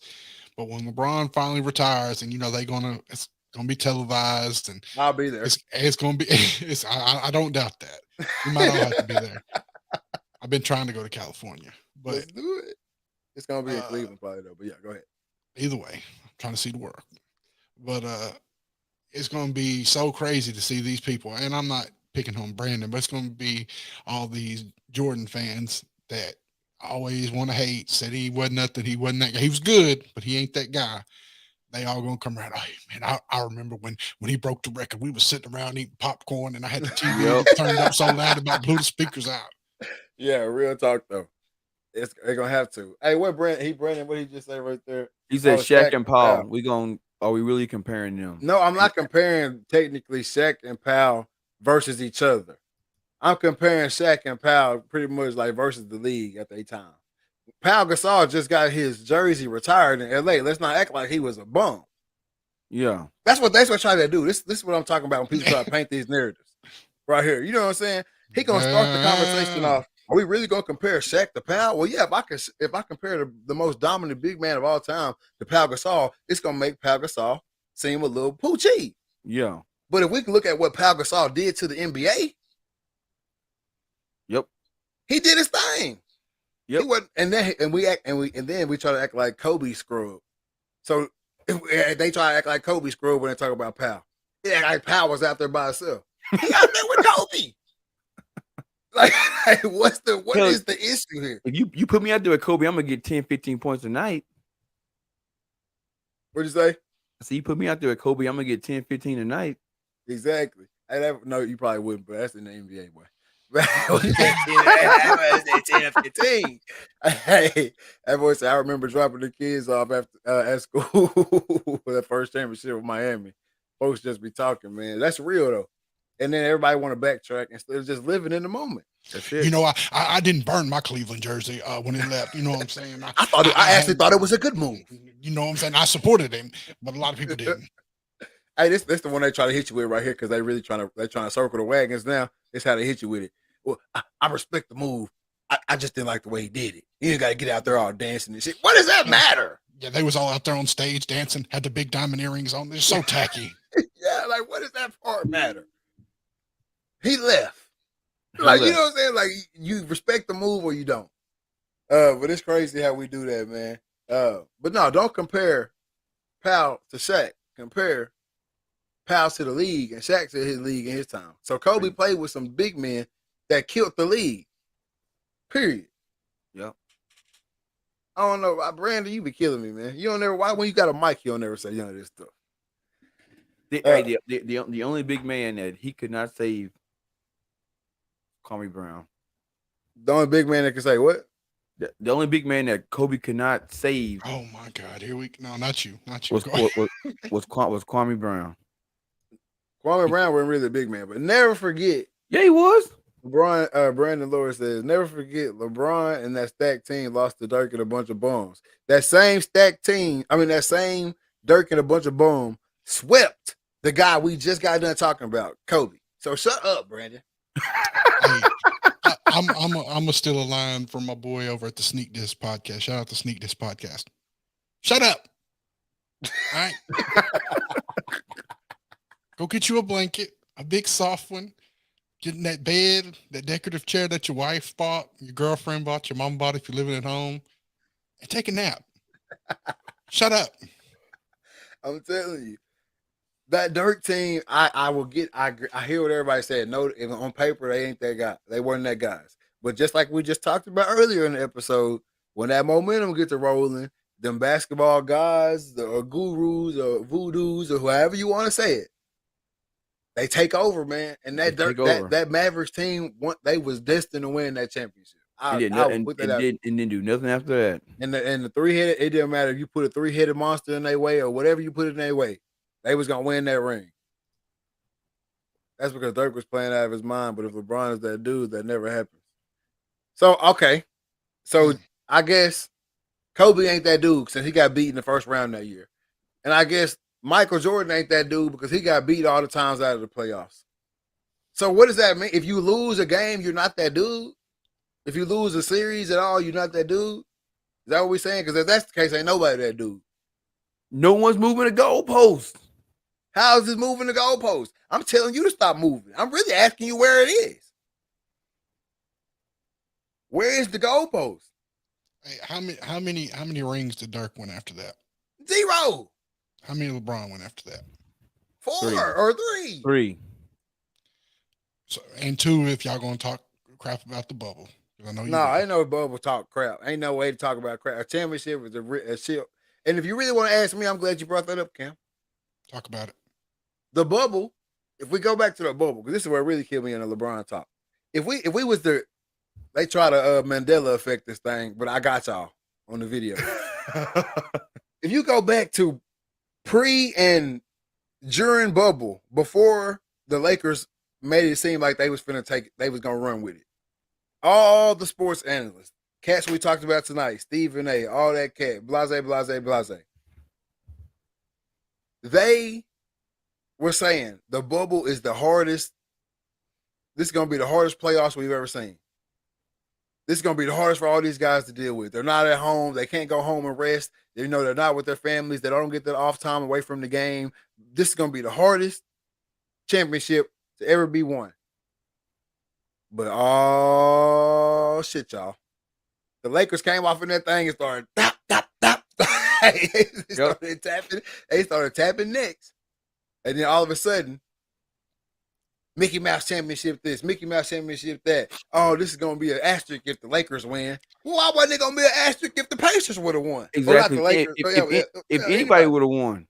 Yeah, whoever. Like y'all said earlier. Hey, NBA, this Bron. Now, Bron going to get in there and he's going to pap you up. If he pap you up like I think he's going to, you're going to day shift. You're going to need some help.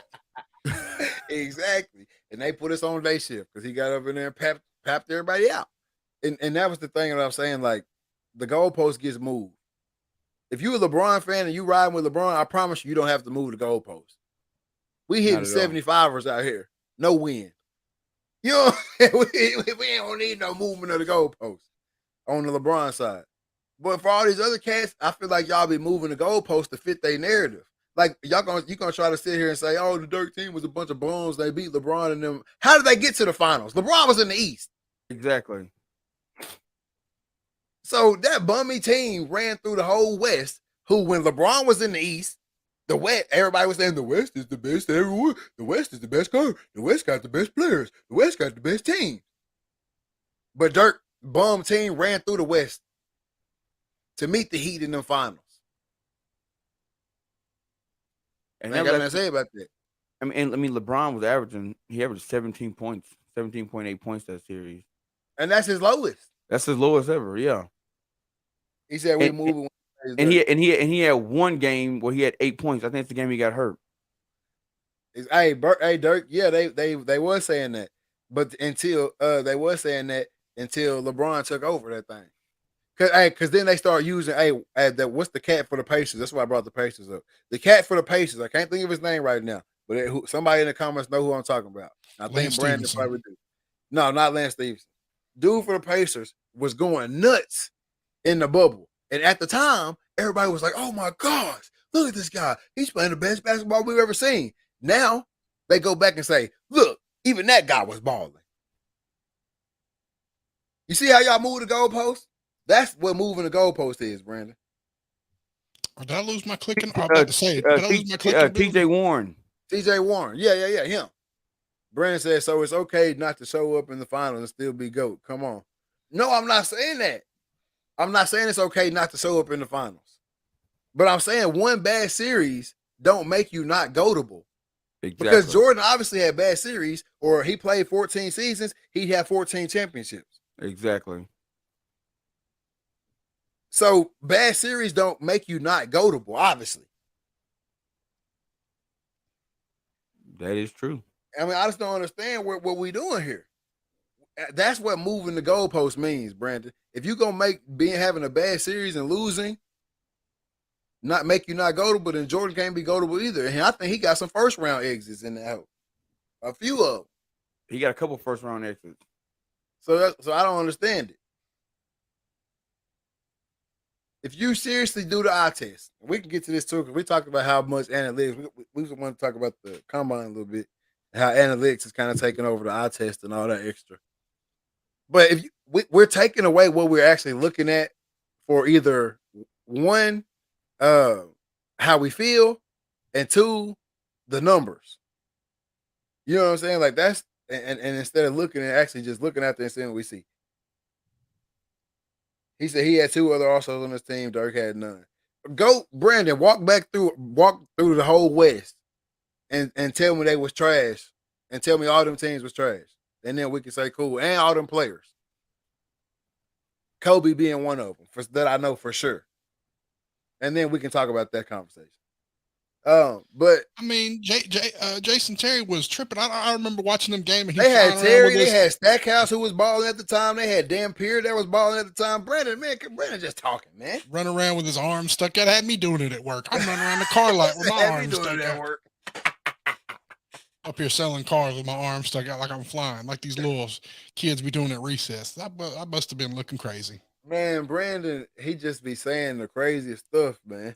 Them cats might not have been necessarily all-stars or whatever you want to say, but them cats was playing. Brandon can say what he wants to, but I heard back in them times at the church league, he was wearing a headband to the church league.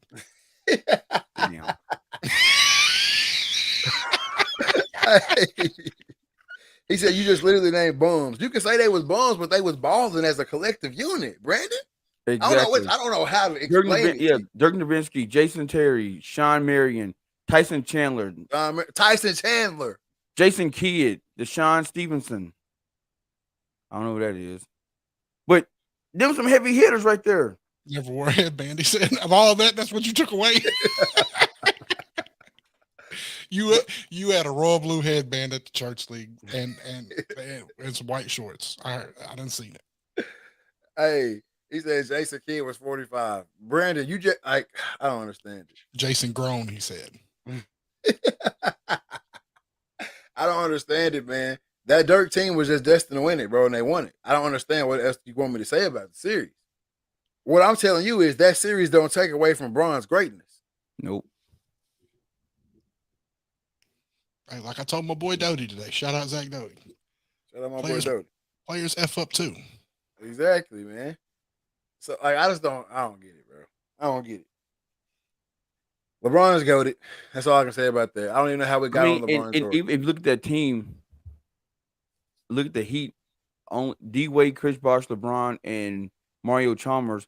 They were the only ones that averaged double. Don't even add Mario Chalmers' name in there. If we not add none of them cats' name in there, do not add Mario Chalmers' name in there. So then do not add Norris Cole name in there. Do not add Mike Miller name in there. Do not add none of them Birdman. Do not add his name. If we ain't naming Tyson Chandler, we damn sure ain't naming Birdman.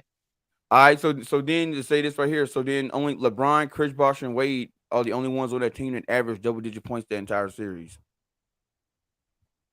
I mean, it's Brandon just be talking, man. Brandon just be talking, man. That you cannot sit here and tell me that you really. I mean, we sit here and say bum this, bum that all the time. We talk about these famous professional athletes. Like we never go in there and be like, well, I guess people do be like, that's a bum doctor, but he probably done killed a few folks or something. You know. But we don't walk in people's profession that are doing well, like they're pros at it, and be like, he trash. You know what I'm saying? Like, obviously he's not. They doing something right. And to be in the finals means that whether you think they were individually bum as a player, whatever the hell they was doing that year was obviously working. They're in the finals. So let's not act like this bum team made it to the finals. That's what we're acting like. They was bum and made it to the finals. No, like so just look at it like this way. In that year, 2011, they swept OKC, they swept Memphis, and they swept Kobe 4-0. I take it back. They won 4-1 against the OKC. 4-3 against Memphis and 4-0 against the Lakers. And then they went 4-2. Oh no, that's Western. Never mind. So yeah, was that Thunder? Was that KD and James Harden and Westbrook? That OKC. Let's see what that. Yep, they had Kevin Durant and Russell Westbrook and Kendrick Perkins.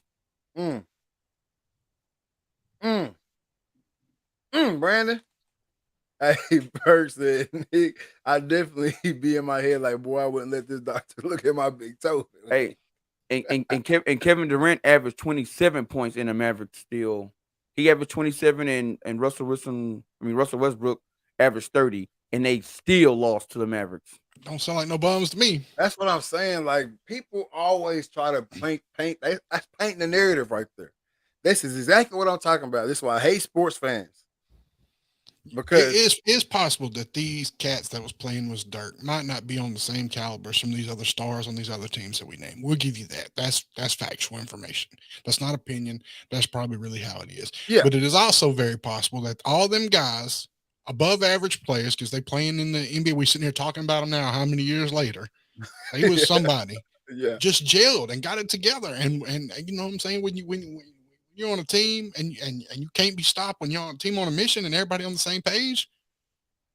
You can't stop that. LeBron and the Heat can't stop that. Obviously, we've seen what happened. Exactly. So I mean, big ups to them for knocking out the GOAT and a great Heat team in the finals. But and knocking off several on the way. Knocked off several good teams on the way. And that go ahead. That don't take away from LeBron's legacy. You know what I'm saying? I mean, it don't add to it, but you know. Hey, not only did he beat LeBron in the Heat, he knocked off, the OG Thunder. That they wasn't about checking for the Thunder till the end. They was on. It was the guys. Yeah, exactly. Hey, and Brandon's still saying we moving the goalposts. Brandon, how are we moving the goalposts right now? And nobody would dare say that Dirk outdid Kobe and he blanked them. Exactly. They didn't win a game. And nobody want to talk about that. But like Cam just said. And Kobe averaged 23. Like Cam just said right there, though. whatever they as a group, them cats was balling. Period. Yep. Point blank. Everybody getting touches. Dirk leading the charge. Yep. They even had the little JJ Barea cat. Ain't that the season? Ain't that the series? He came in and was playing good defense and stealing the ball and shit from everybody. And all that shit. He averaged 11 points a game in that Lakers series. Hey, I'll break it down to you like this. I got like a 0.29 KD on Modern Warfare, but let me get on there with Nick and Fiat, and we're gonna run through something. Exactly. We're gonna beat cats as pros. A matter of fact, just what was that Tuesday night?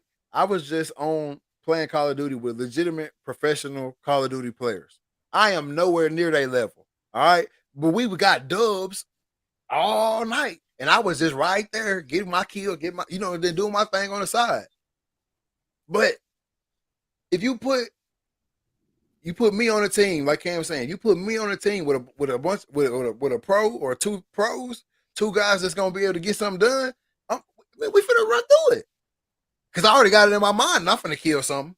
Shit, Dirk. Hey, JJ Barea. Shit, we got Dirk. I know for sure he finna give us 20, 25. You know what I'm saying? Shit, all I gotta do is get 10. If I can get 10 and a couple steals, shit, we finna get this thing. Then you got Jason Terry. Shit, if I come out this thing with 6, 7 assists, 8, 10 points, shit, what's that? The total at 50 right there. Then Sean Marion gonna hit a couple threes from the corner. You know, like they had role players that played their role. And the Heat role players didn't show up. The All-Stars did. The All-Stars showed up. But Mike Miller during that Mavericks the series, he only averaged 3 points a game. That's one shot. Shot. He averaged 3 points a game. You need 15, 20 from Mike. You need 10 at least. If you're on a team with LeBron and you getting real minutes, your job is to get 10 points. Yep. If you get 10, we're gonna win. You don't need role players when you have 3 All-Stars. That's not true, Brandon. The Celtics, when they went on their little run, they didn't just have their big 3. Rondo, Paul Pierce, Big Baby, Perk. You know what they had Ray Allen. Other guys was part of part of that too. When Shaq and Kobe was balling. We ain't gonna forget about D Fish in the corner. Exactly. You know what I'm saying? And he's the reason they won a bunch of them games. What I'm saying. What'd you say, D Fisher, who else? Robert Ory. Robert Ory for the Spurs. Shout out Little Rock, Arkansas. Oh yeah, that D Fish.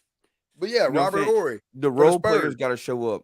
He hitting shots in the corner for the Spurs, and they winning games back in the day. Like all that, you need those guys on your team. Period, to win a championship. Like I don't get what people be saying. I don't get it. If Stephen Curry and Klay Thompson didn't have Draymond, and they didn't have big ball fella back when they was playing LeBron in the championship, David West and Bogut and them type of cats, they don't beat LeBron them. Sean Livingston, they don't beat LeBron them. Nope. They had an old Ray Allen. I mean, Ray Allen could pull up on you right now and hit one. Okay. Exactly.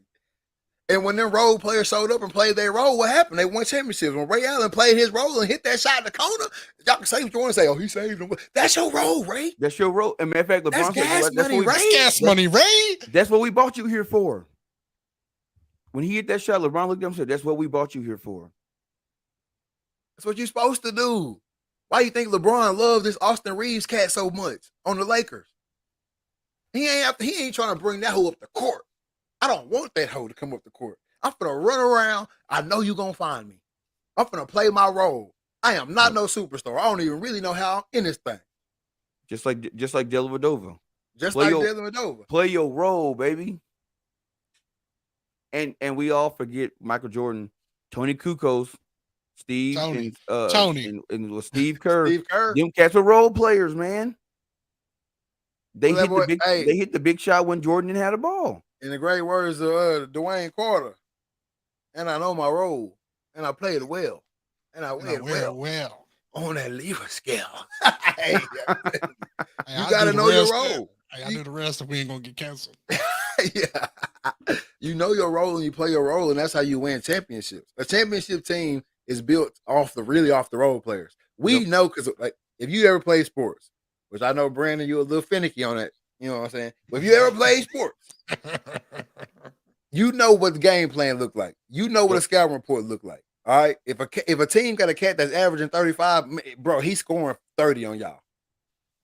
If he averaging 35, he's scoring 30. We're gonna go ahead and mark down. They getting 30. We can't let nobody else bust us. Exactly. Long hair don't even care. Exactly. And that's what I'm saying. Like J.R. Smith, that was my basketball news earlier too that we ran past. But I'm glad we did because we got off on a great conversation. But J.R. Smith, I don't know if this is true, but there are reports that LeBron is coming out with a 4-part J.R. Smith mini doc or docu-series, not a mini doc, docu-series, about his career and then him playing golf and everything now in college. Because a lot of people don't realize J.R. Smith came straight out of school. I didn't know that. I thought he went to college somewhere.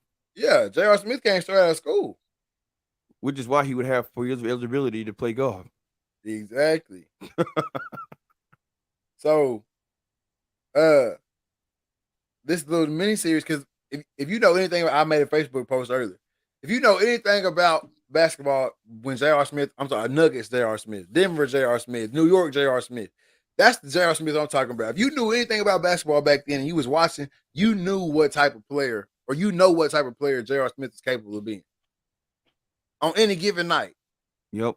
360 dunks in the middle of a game. Everybody wasn't doing that back then. Came straight out of school with bounce. Just like I just had 360 dunks in the game. Nobody was doing that. Through traffic. Nobody was doing that. But J.R. Smith was. No. You don't get no, it's not each sport. It's 4 years of college eligibility. Hey, he came straight out, Brandon. Go look. But people on Spotify can be like, man, who the hell is Brandon? But why is he tripping? Why is he always tripping?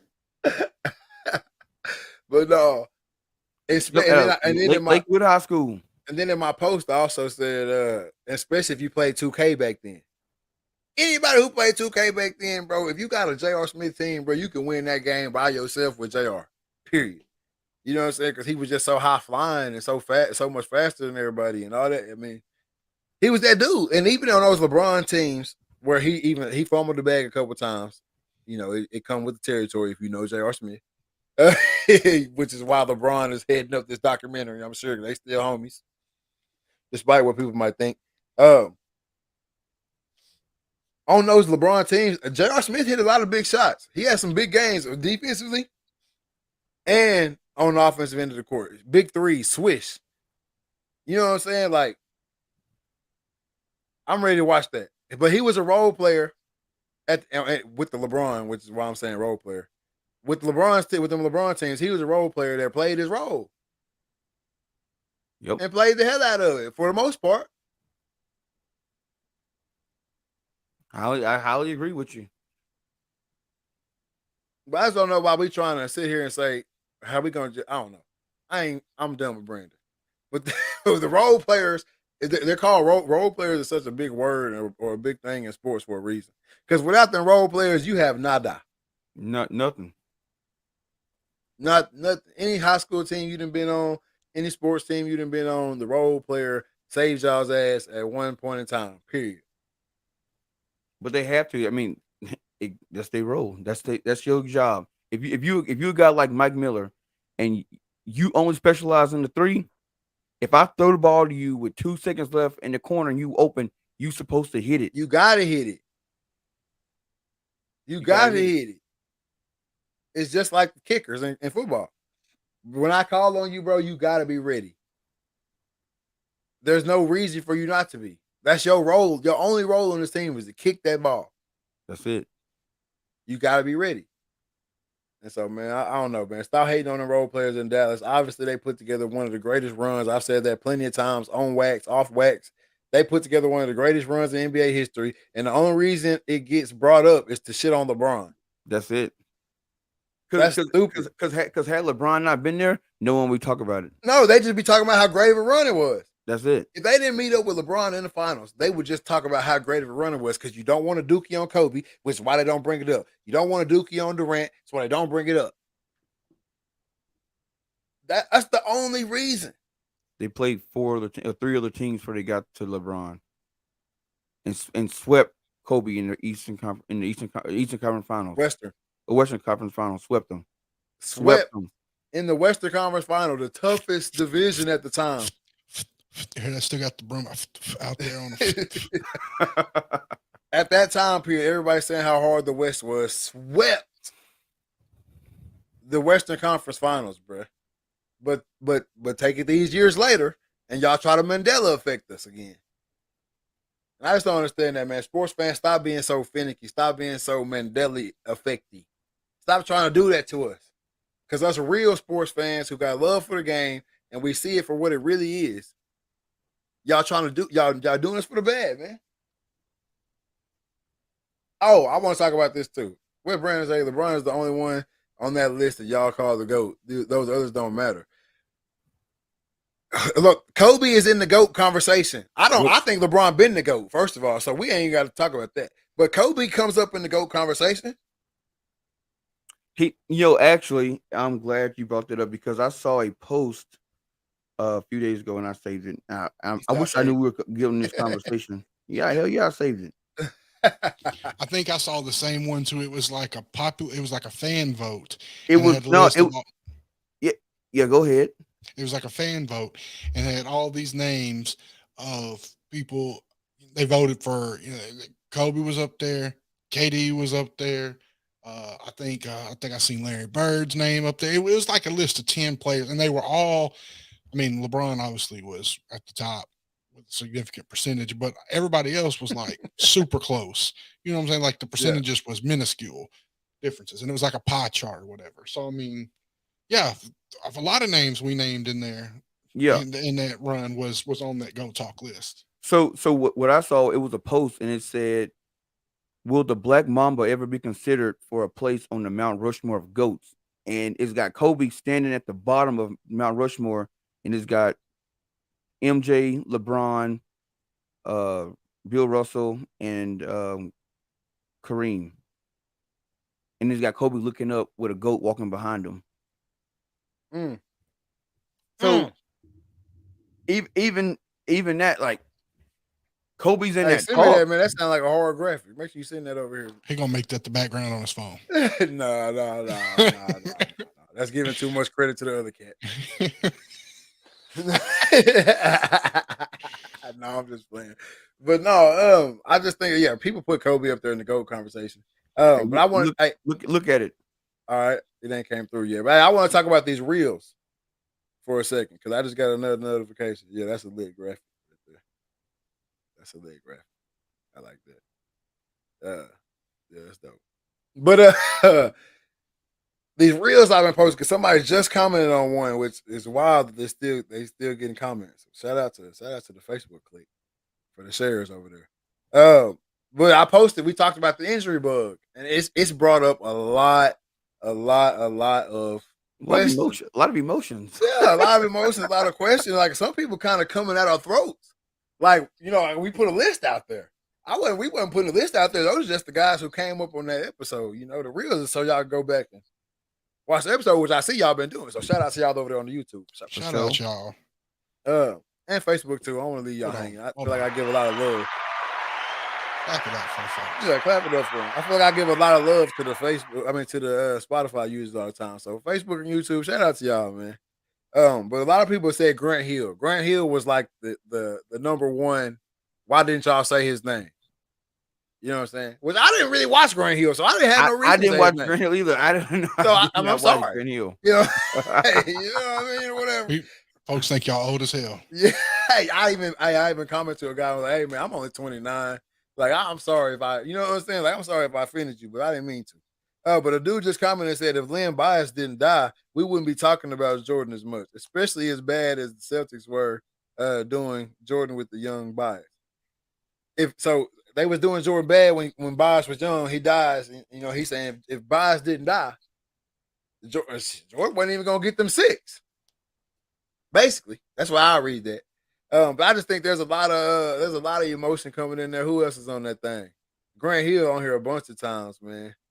Penny Hardaway. He did. Hey, who is Samson? Samson. Yeah. You know Samson?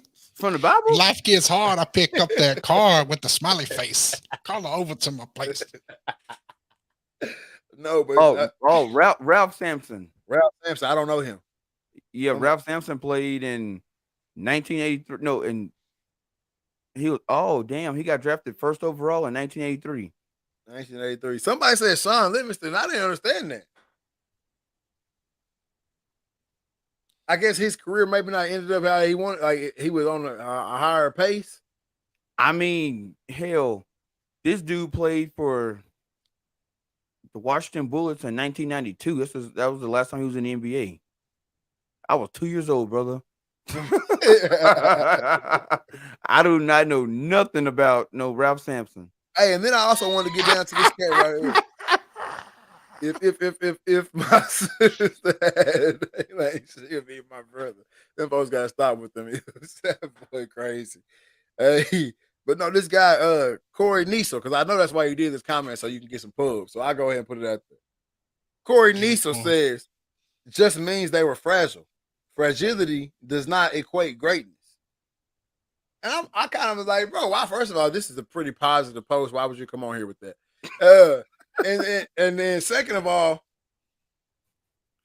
we're not saying that these guys are the GOATs. Still, we're saying that they were great, that we didn't get to see their full potential because they got hurt. Yeah, but them getting hurt don't take away the good shit that they already did. Hold on just a second. Let me. What you say about the name was? Hey, Corey Niesel. Corey Niesel. Next time you wake up in the morning and you brush them nappy ass teeth in that mirror you looking at, tell that mirror it ain't great. All right. Exactly. I just feel like, why would you take away from D Rose what he did? You can't take away his MVP, none of that extra. Nope. Because he got hurt. You can't take away what Brandon Roy was doing before he got hurt. You can't take away nothing you can't take away how great Greg Oden was in college because he got hurt early in the NBA. Exactly. Like, I don't understand. Like, some sports fans are trash. And that's just, it's crazy, man. It's crazy how it be like that. Hey, but y'all make sure y'all get over there, man, and like them, like the reels, man. Share the reels. Let that go crazy, man. We like seeing the feedback. Get the comment section popping on there. Chat been live tonight, man. Give Chat a round of applause too, man. Shout out Chat. Oh yeah, for sure. I mean, y'all really did the fool with the FUBU and the Reeboks. That one was I thoroughly enjoyed that. Oh yeah. Hey, man. player, I had a cat walk in the gas station with a pair of the red and white Reeboks Classics, man. Hey, right after that was hilarious. I mean, literally the next day. And I can't remember if we talked about it, but my boy Tony, shout out Tony, California Tony. Boy, y'all remember them high top strap feelers? He had them in every color. I bet he had 10 pair. Yep. Yeah, it's funny you said that because when I originally had made the video, I couldn't find a picture. I couldn't. He didn't say Reebok Classics. He just said Reebok. So when I went online, I was really trying to find a Champs ad to get, to put 2 for $85 up there, whatever it was. But I couldn't find it. And it wasn't when I was typing 2 for $74.99. But I couldn't find it. I couldn't find that ad, and every Reebok shoe it was popping up was not recognizable. Like, it wasn't popping up the Classic. And I was like, that's not what he's talking about. But the Champs ad I did find was the felines. Baby. Forever, I love Atlanta. Forever, I love Atlanta. That was on there or whatever. So that's what I originally had in the video, and I sent it to him. He was like, oh, no, that ain't the right shoe. So he sent it over there or whatever. But that's them Reebok Classics. I think that was like an answer for the Cortez because they kind of look, they were similar. Mm-hmm. They look similar for sure. Bro, where did Coach Jones find the Cortezes at? Still. Hey, what color you want? What size you need? Yeah, them things, they are roaches. You know what I'm saying? You can't get rid of them. You walk in any shoe store, reputable shoe store in 2023 and say, hey, what y'all got in the back? They're going to come out with some dusty, brand new in the box, untouched Cortezes, and he's still going to be crispy Hey, Coach Jones, let me put Mr. Clean on that thing on that swoosh for you. I know that red clay doing you for the bad over there. That's how you like it. So I like it, yeah. Brand new white shoes. But no, man. I think it's time to open up the doors of the church, man. The doors of the church is open, man. If you want to hit that link, man, it's where the link at tonight. The link is in the chat. Link in the chat, man. If you want to say hello, how you doing? Say what's up to your people, man. If you got something going on, an event coming up, anything like that, a business you got going on, man. It's your time to shine, man. Doors of the church is open, man. Come give yourself to the Lord. You know, I gotta find a better way to put the link out, because I don't think the link is even clickable when I put it in the chat. It ain't clickable. I mean, it's 2023. Y'all don't know how to copy and paste. They know what to do. It is clickable. It's clickable. Yeah, it's clickable. Stop playing with chat. That link clickable, man. Y'all click that thing. Come on here, say what's good, man, to the people. Say what's up to your family, whatever y'all heard. Any rebuttals, any remarks, anything y'all want to hear us talk about here in the future, man. Anything y'all think we should do different on the show, or if we just killing it, man, let us know. Over here in 5 minutes to come on here and talk about your favorite shoe, okay, your favorite NBA player, and who made the biggest splash in the NFL news thing, which you look forward to. Come on in here. Anything else is debatable if we're gonna let you talk about it, but you can talk about this. Oh no, we ain't got to use it in a while either. But the eject button is hot. I know. I've been waiting. Well, man, yeah. We need whenever I start saying doors of the church is open, we need to get some organs playing right there, so I can get that rolling. Hold on. I got you. I can get that rolling right there. Y'all come on down here to the Read, Talk, and Listen. Well, the doors is always open. Mm-hmm. You might not know where you're going. You might be lost. But if you come over here, we sure know where you end up. We're gonna shine a light. Hey, let me stop playing, man. After that conversation we just had in the office today, man. Let me stop playing. Let me stop playing. Hey, I got one good question for y'all right here. Even though the doors of the church is open, what y'all think about Giants? Like I said, we talked about this, but these people didn't get to hear that. I think we talked about a couple different times. Last week, I know we was on it. Today we was on it. There's too many depictions of all different, I don't want to say nationalities, but origins, ethnic groups, places in time that depict Giants. A larger, and now I'm not talking about Yao Ming. You know what I'm saying? I'm talking about the Jolly Green fella, Jack and the Beanstalk. You know what I'm saying? There was Goliath. You know what I'm saying? Jibo. Yeah. Big Jibo. You know what I'm saying? It's too many depictions, and I'm not gonna say they're all completely 100% accurate. You know what I'm saying? It could have just been the tallest cat walking the earth in their neighborhood. But I'm not just talking about a genetically bigger person. Like, you know what I'm saying? Well, I go to home for Christmas around my folks, and I'm a giant out there. You know what I'm saying? Like, I'm glad people knew who my pops was, because they looking at my mom crazy where he come from. You know what I'm saying? So yeah, exactly. Where y'all find him? I mean, stories are told because, like, what they say where there's smoke, there's fire. Yeah, there was something. Had to be. You know what I'm saying? It had to be something. And I know people look in the Bible and they say, well, Goliath was a giant. But was he a giant? Like, was he a giant, or was he just a tall man, big man? That's what we talking about today. You know what I'm saying? Was he like what's his name? Like the Mount Hathor Thornton over like 7'6" or whatever. Yeah, just a big 7'6", 420. That's a big ass man. Yeah, especially in a time when everybody is averaging 5'7", 5'8". Exactly. So I don't know. Like, I put Johnson in the same category with aliens. Like, there's something there, because like if you go back and look at the hieroglyphs, they have pictures of UFOs in the hieroglyphs. Yeah. So there was something. They saw something. So and I know y'all think this is way off kilter, but y'all know me. I spin the block like it ain't nowhere to park. You know what I'm saying? And I think this all ties into what I've been saying this entire, probably for like the last really since the combine talk even started, we take away from the eye test. We deceive our eyes 24/7. We'll see it right there in front of us, but because what we've been told or what we've been taught, we're gonna look the other way, like the hieroglyphs of the UFOs, and then we sit here in 2023 and we still arguing, oh, are there aliens or not? Well, no, there wasn't. These people just randomly drew this thing. Yeah. I just don't. I don't know. I don't get it. Imagination is real. They was back in the day, probably. Hey, what's that plant do right there? You know, they could have been some of that too. You know what I'm saying? But even then, how would you? Even if you looked at a plant that was a hallucinogen, even if that's the case, why the hell would you hallucinate something you never saw?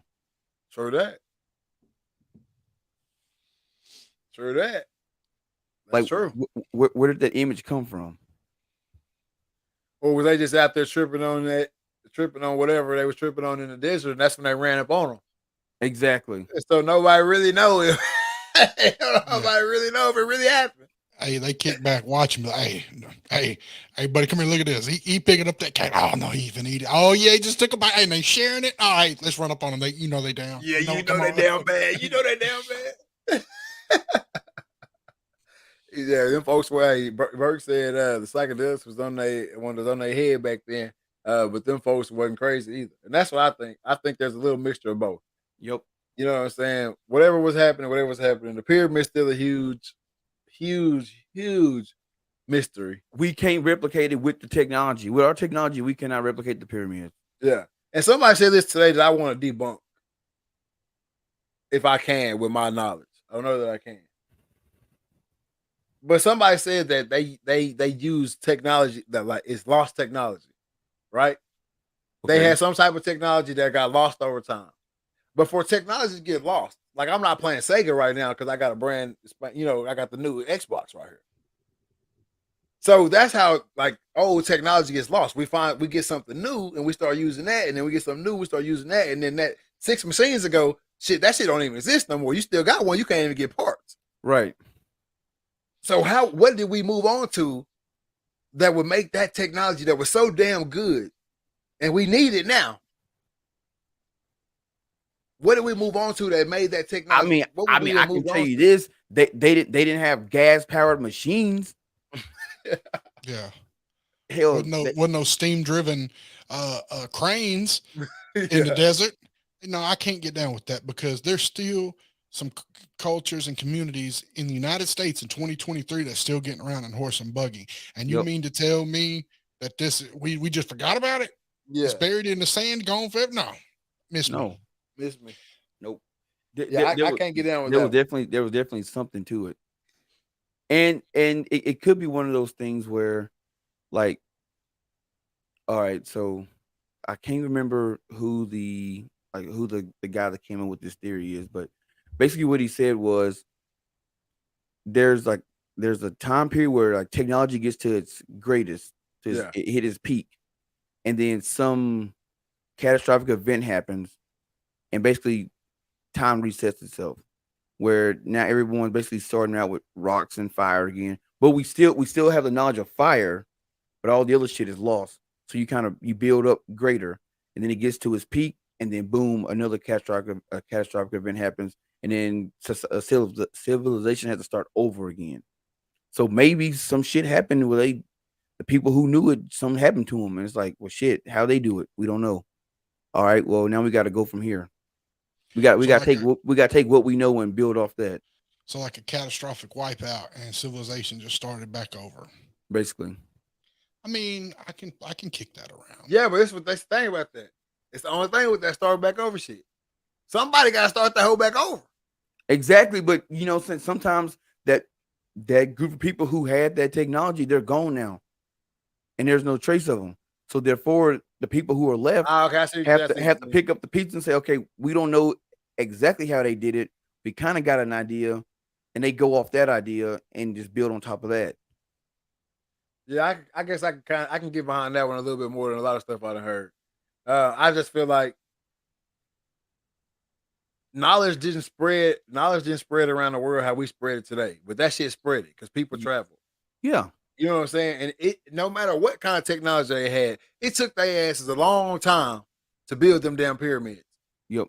No doubt about it. No matter what technology they had, the best shit on earth at the time being whatever, they can't. That shit happened. That was years. It took them 10 years to build a glass one in Memphis. What you mean? I'm saying. So it took a long time. So by the time they built that, the word had traveled. Word got around the world somehow that they was doing that. And people was going to see that shit way before we was taking flights to go see that shit. Yeah. You know what I'm saying? Whether you know, however you had to pull up on it. Shit, a slave broke free. Because I know they had some slaves working in that thing.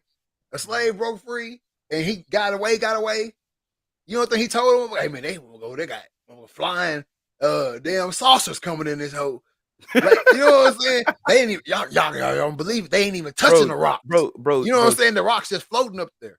Bro, check out how travel worked back then. You left to go see the period. Say you were in Asia somewhere. You know what I'm saying? You over in China somewhere. You left at 15 to go see this shit. You came back, your ass was 35.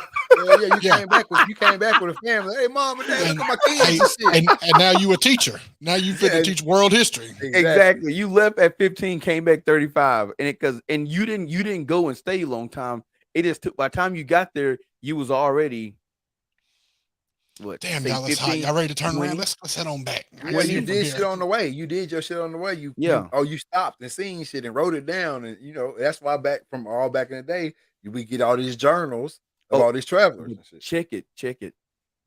The maps. Think about this. The maps. How they didn't have any kind of like flying machines. So how the hell do they give accurate maps? Yeah. Some would say the maps back in from the like 1500s are more accurate than the maps today. Than maps we have today.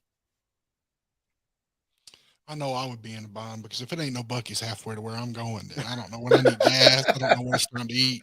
That's why ain't no gas. They on the ship with it to get from country or continent to continent. You had to hit that boat, baby.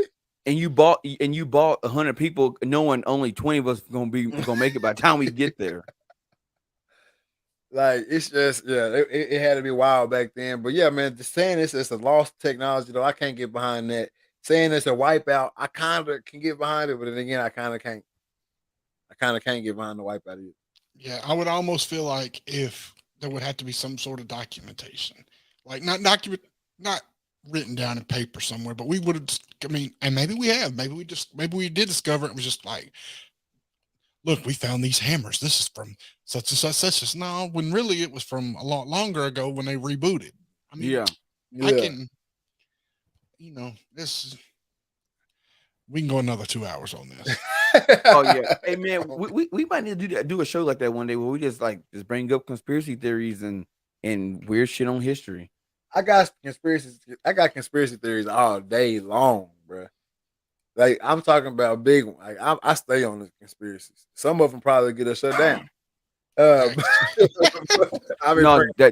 why those shows got to be exclusively on YouTube because Facebook gonna tear us down. Oh, Zucky gonna come get us, man. Oh, yeah, we're talking about it. No, I'm telling you, the one that get me, and I tried not to bring it up a bunch, but the whole Noah's Ark thing, that shit still throw me off because it don't make sense. Yeah, that's a long talk right there. We didn't have that one a few times. That's a long talk right there, and it's just so much unexplainable. But that's what brings me to talk about another thing we talked about earlier, and that's how much we be lying. You know what I'm saying? Yeah. Like somebody lying somewhere on a lot of stuff because there's too many missing pieces. Yep. You know what I'm saying? And that boy Burke is crazy. Yeah. But yeah, we be making up a lot of stuff, man. Snakes, Noah. Snakes. That's what you thought was a good idea. Come on, boy. Hey.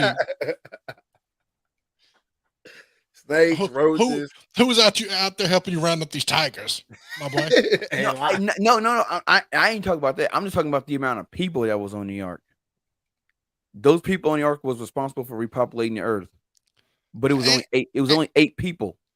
And they put 2 live tigers in there and goats and donkeys. No, they didn't make it. They didn't make it. It's a lot of it that don't.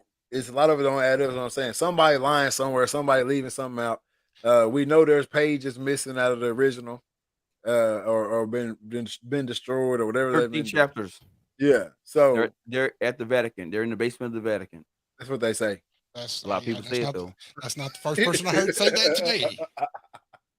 Yeah, that's what they say, man. Don't quote us, please. Of course, don't come for us. But he said, "Man, I'm finna log off here. Y'all doing too much." Hey, Yeah, you started thinking about them Tigers. You realize what I was saying? you gotta go down through the conspiracy TikTok one day and just let it ride, man. It'll take you down some crazy stuff. But my biggest thing I'm on right now is definitely the Giants. It's so believable.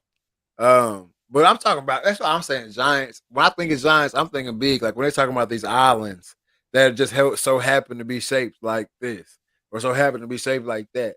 That's where I'm more at to it. I believe it. I believe that could be possibly what was than anything. Yeah, that like they were so big that they laid down fossilized, and that's a damn island.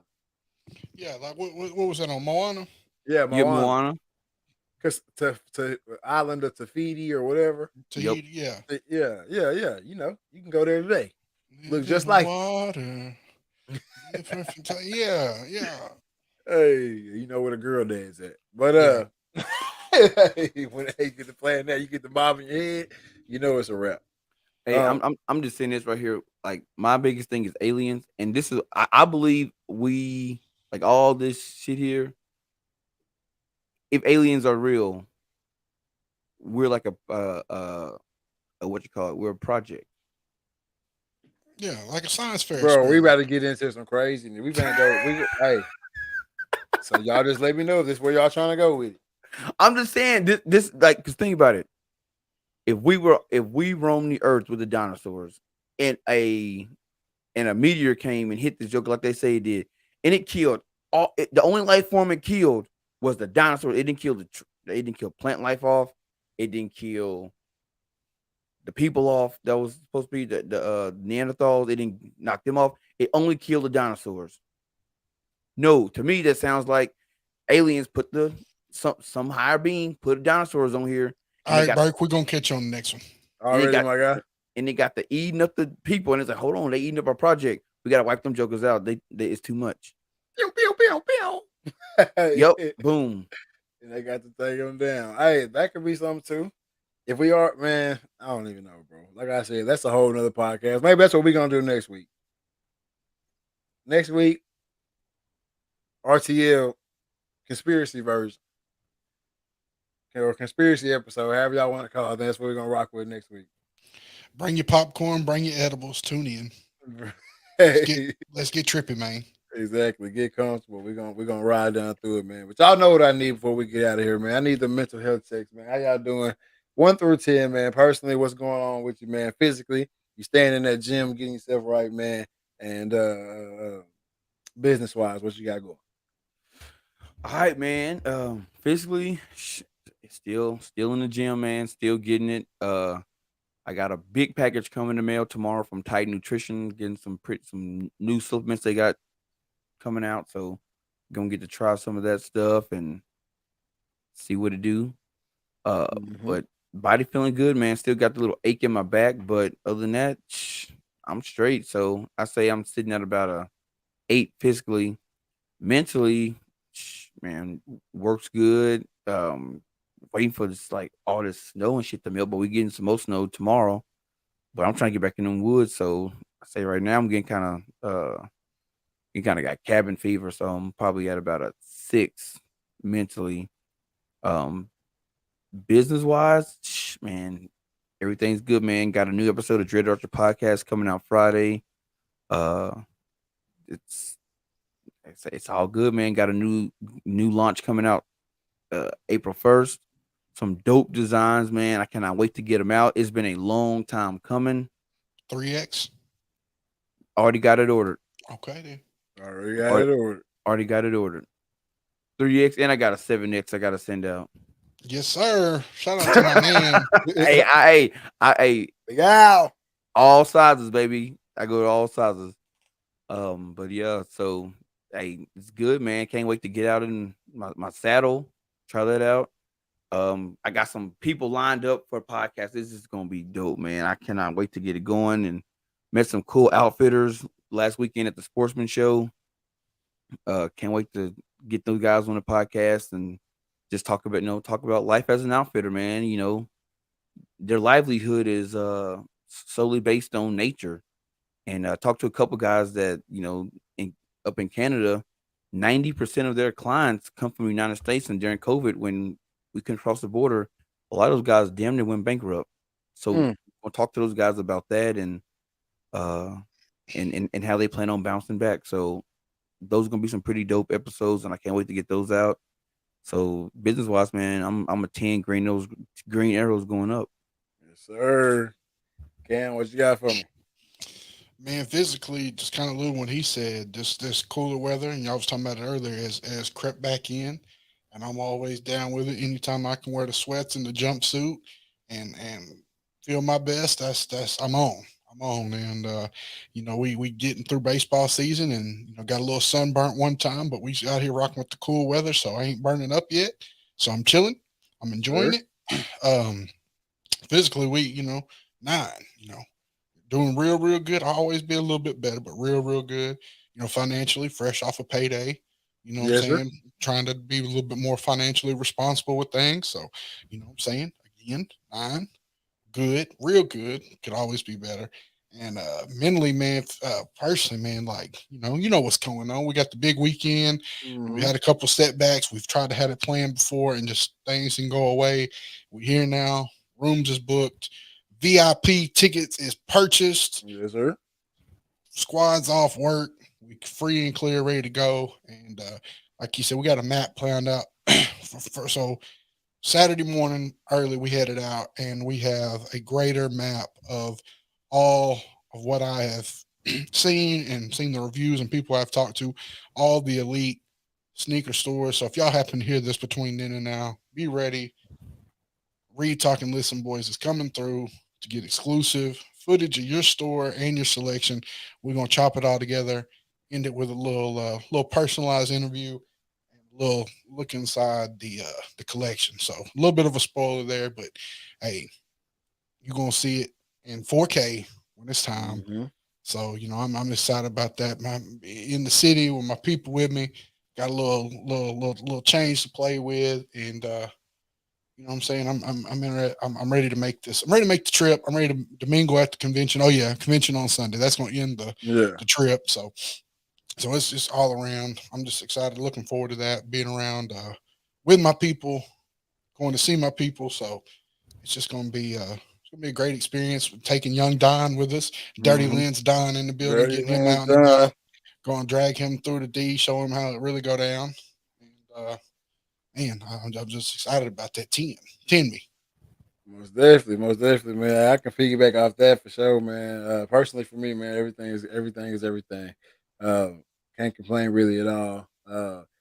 Last night got a little rough. You know what I'm saying, at the workplace. Yeah. But other than that, man, ain't too much to complain about. So I give myself an 8-9 right there, man. Personally, man, physically, like I told y'all last week, man, I'm feeling good. I really feel like I can strap it up. Matter of fact, I put a helmet on today. Just playing around, just playing around at the office, man. But and it all came back. I got about 2 plays. I got about 2 plays left in the tank, and I'll give it all I got for them 2 plays. It's over with. But no, man, I feel good, man. So I'll give myself a 7-8 right there on the physical. He said not Warzone though. Come on, bro. Tell him about it, Pete. Come on, man. Get right. Call me Dub. Hey, don't call me nothing else. Hey, get a profile picture, boy.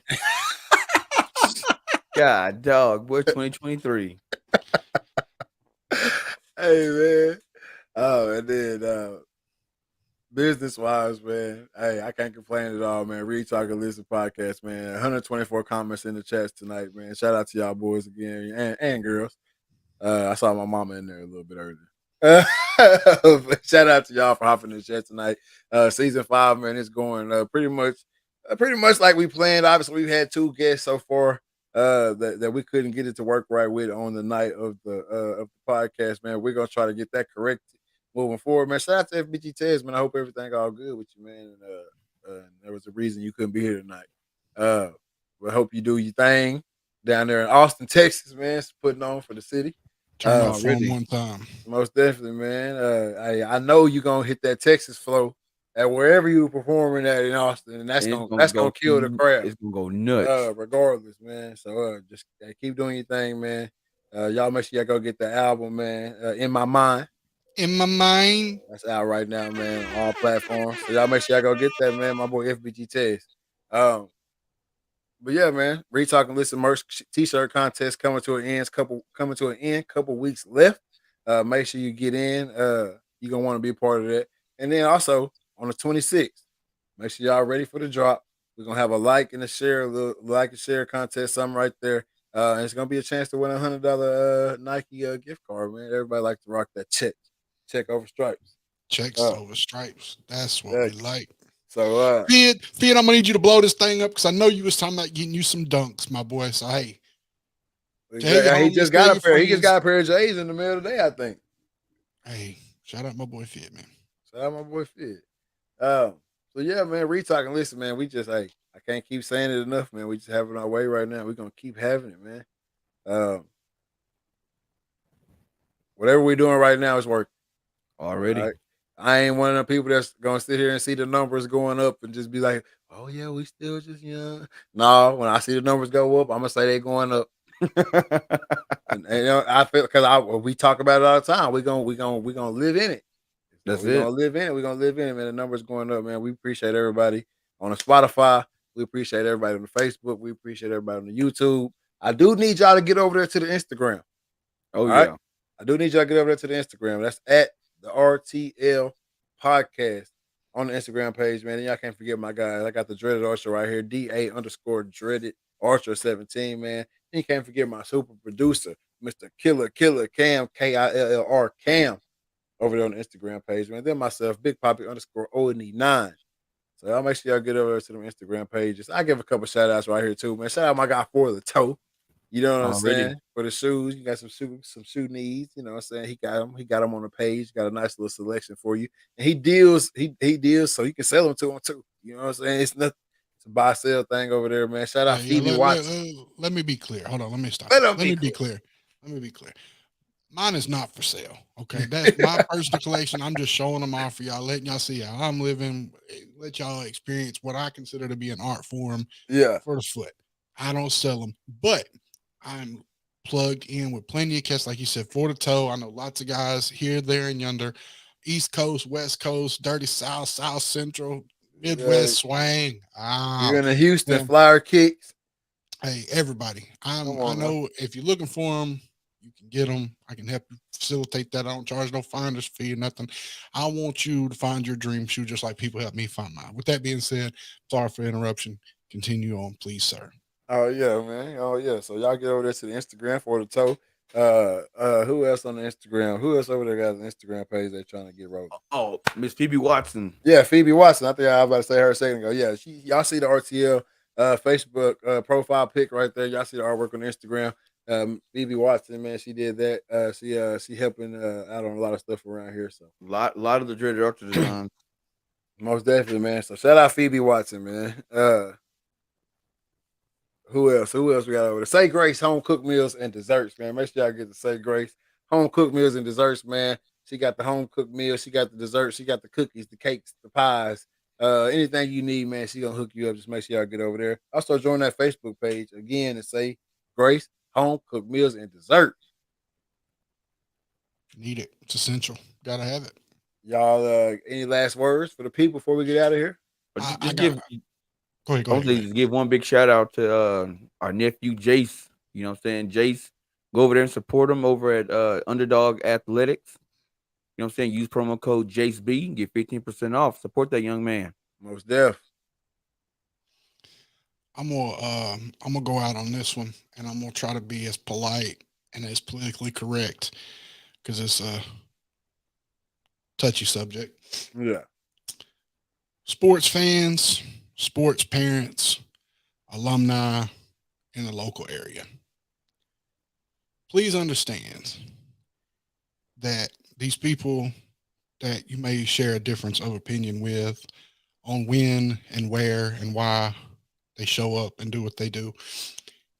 If they show up to your sporting event 5 hours, 4 hours before it starts and still rock with you through the end of the game and still bring you content, understand that it might not always be in their plan.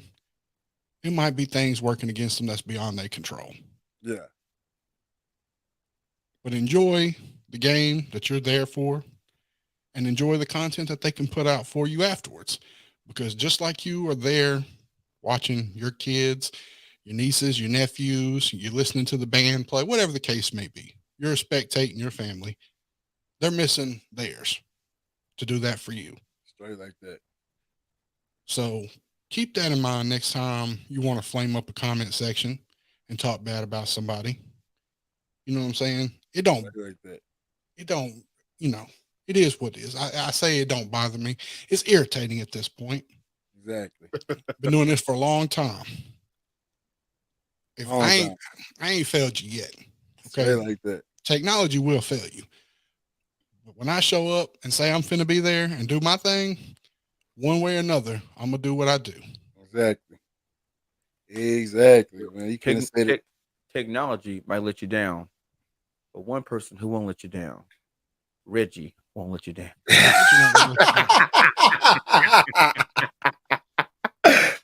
For real talk, man. What Cam just said right there. Yeah, just take that into consideration, man. On any level. In our personal situation, obviously it hits home. Because it's our kids that miss out. You know what I'm saying? And then we had to turn around and listen to that type of slander and shit like that. But I'm really built for that type of shit. Really, you can really bring that shit to my front door. I ain't gonna cap. I ain't gonna even lie to you. You can really bring that to my front door because I'm passionate about it. Anything I'm passionate about, I'm willing to stand on that hill and die on that hill, whatever. So it is what it is my way. But yeah, just keep that into consideration, man, because it doesn't have to be done. You know what I'm saying? I don't want to sit here and sound like what we do is, above, like way above and beyond, or whatever you want to say. But at the end of the day, we don't have to do it. You know what I'm saying? We don't have to. We're doing it because we're passionate about sports. We're passionate about the film industry. We're passionate about sharing content. What we do, and I see you, Brett. I'm gonna circle the wagons back. But what we do, we're proud of our work. Yeah. You know what I'm saying? And I'm not saying we out here painting Picassos or we out here writing Mozart masterpieces, but we're hey, a lot of people say it though. We out here sharing our love for sports and videography and photography with y'all, because at the end of the day, without y'all, nobody gonna watch it. What we do is irrelevant. Exactly. But keep that in mind next time you want to spark it up, because at this point in time, I'm done ignoring it. We're gonna have to talk about it. And exactly. I mean, and that's not, I'm not trying to be no big and bad, but like, let me talk to you. Let's have a real conversation. Let's have a respectful, adult, grown conversation. And a lot of people, never mind. You know what? I can't even give that much energy to it. Yeah. It just is what it is at this point, man. What we got from my boy Brett? What we got from my boy Brett? He said, quick shout out to the Stuttgart Gloves Not Guns Boxing Club.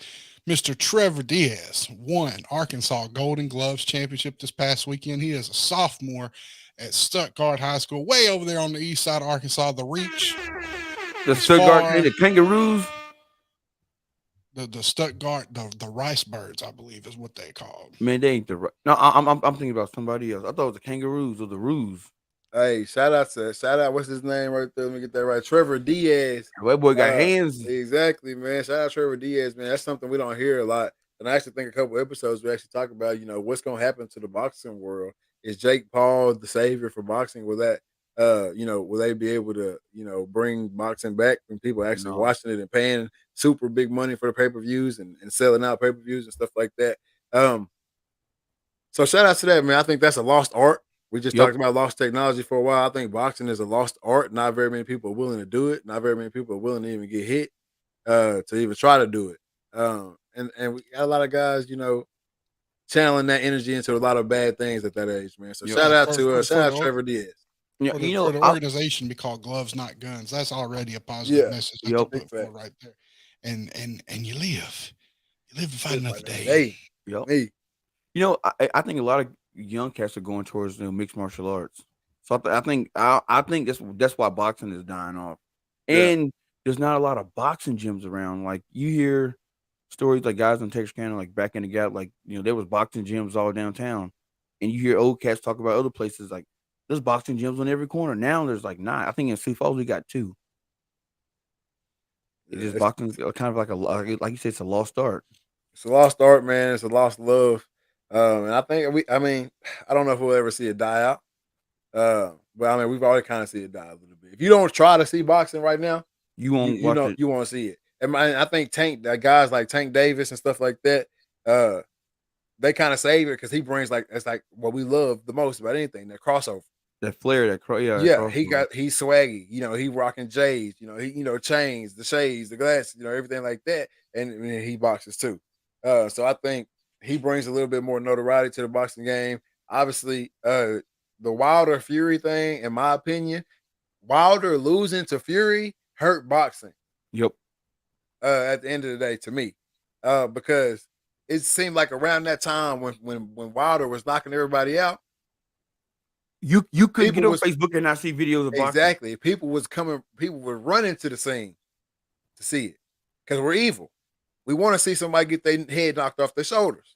He's the one that's going to do it. You know what I mean? And after the Fury, the 3 fights or whatever they did, after that, the boxing world kind of just went back to sleep. Yep. And obviously we've had a couple wake up with the Jake Pauls, Floyd Mayweather, and all that, Tyson and Jones and all that stuff like that, to kind of give us a little bit of a little taste of it. But for the most part, the boxing world is back asleep, man. And hopefully kids like Trevor Diaz, hopefully he's got a little group of cats with him. Obviously he's at a gym. Let me get that right again. What's it called? Stuttgart Gloves Not Guns Boxing Club, man. Obviously they got a club going on down there in Stuttgart, man. Hopefully they got a few young men. We gotta make a trip. Exactly. And get them on video, man. I'm with it. What's up, Brett McPherson? Plug us in, Brett. Plug us in. I'm gonna get in the ring with them cats. Oh no. Oh, no. And that was the last word. And at that point in time, he knew he messed up. Exactly. Call him, hey, Trevor Diaz, I want you right now in the ring. 3 minutes. Give me 3 minutes, brother. Ooh wee. Oh yeah, most definitely. Yeah, hook us up, Brett. We'll come down there and hook it up. Mix me up on camera. Nick, delete that. All summer 2023, we down for the road trips. We down for the content. So hey, we want to share our passion with the world. We want to share your passion with the world. If you tuned in and rocking with us, we tuned in, locked in, rocking with y'all. So hey, already Stuttgart. Big facts. Hey, I can't get out of here without saying it, man. Stay vigilant. Know who's around. Ladies coming out of Walmart, Target, wherever, it's grocery store, shopping, late night, got them kids with you, or you by yourself, just know who's around. Notice that guy you saw 3 or 4 or 5 times in the store where he shouldn't have been. You know what I mean? Or where they shouldn't have been. I'm not going to just say he, like these women out here doing it too. But you know what I'm saying? Just be vigilant, know who your kids playing with, know the parents of the kids your kids playing with. And last but not least, keep yours on you, because I'm for sure going to have mine on me. I didn't say mine. You didn't say yours? No. Why you let me go all the way through the whole spiel then? I didn't want to interrupt you on the roll. I'm just going to say my same thing for 2023. Hey, find the price of success and pay it. That's it. Well, if it costs to be the boss, well, then I guess I got to pay it. You got to pay it. All these lights and cameras and microphones and soundboards, none of this shit was like, it was a price for it. It didn't all come free. Even the cameras that cut off. Yep. Even the Wi-Fi that was trash. Hey, you find something you want to do, find what it costs to be successful in it, find that price, pay it. Straight like that, man. Straight like that. With all that being said, y'all, this is season 5, episode 10 of the Reed Talking Listen podcast. I'm your host, Nick Reed, along with my brother and co-host Trey Reed. Got my boy Killer Cam on the ones and twos tonight, man. And we are out. Yeah.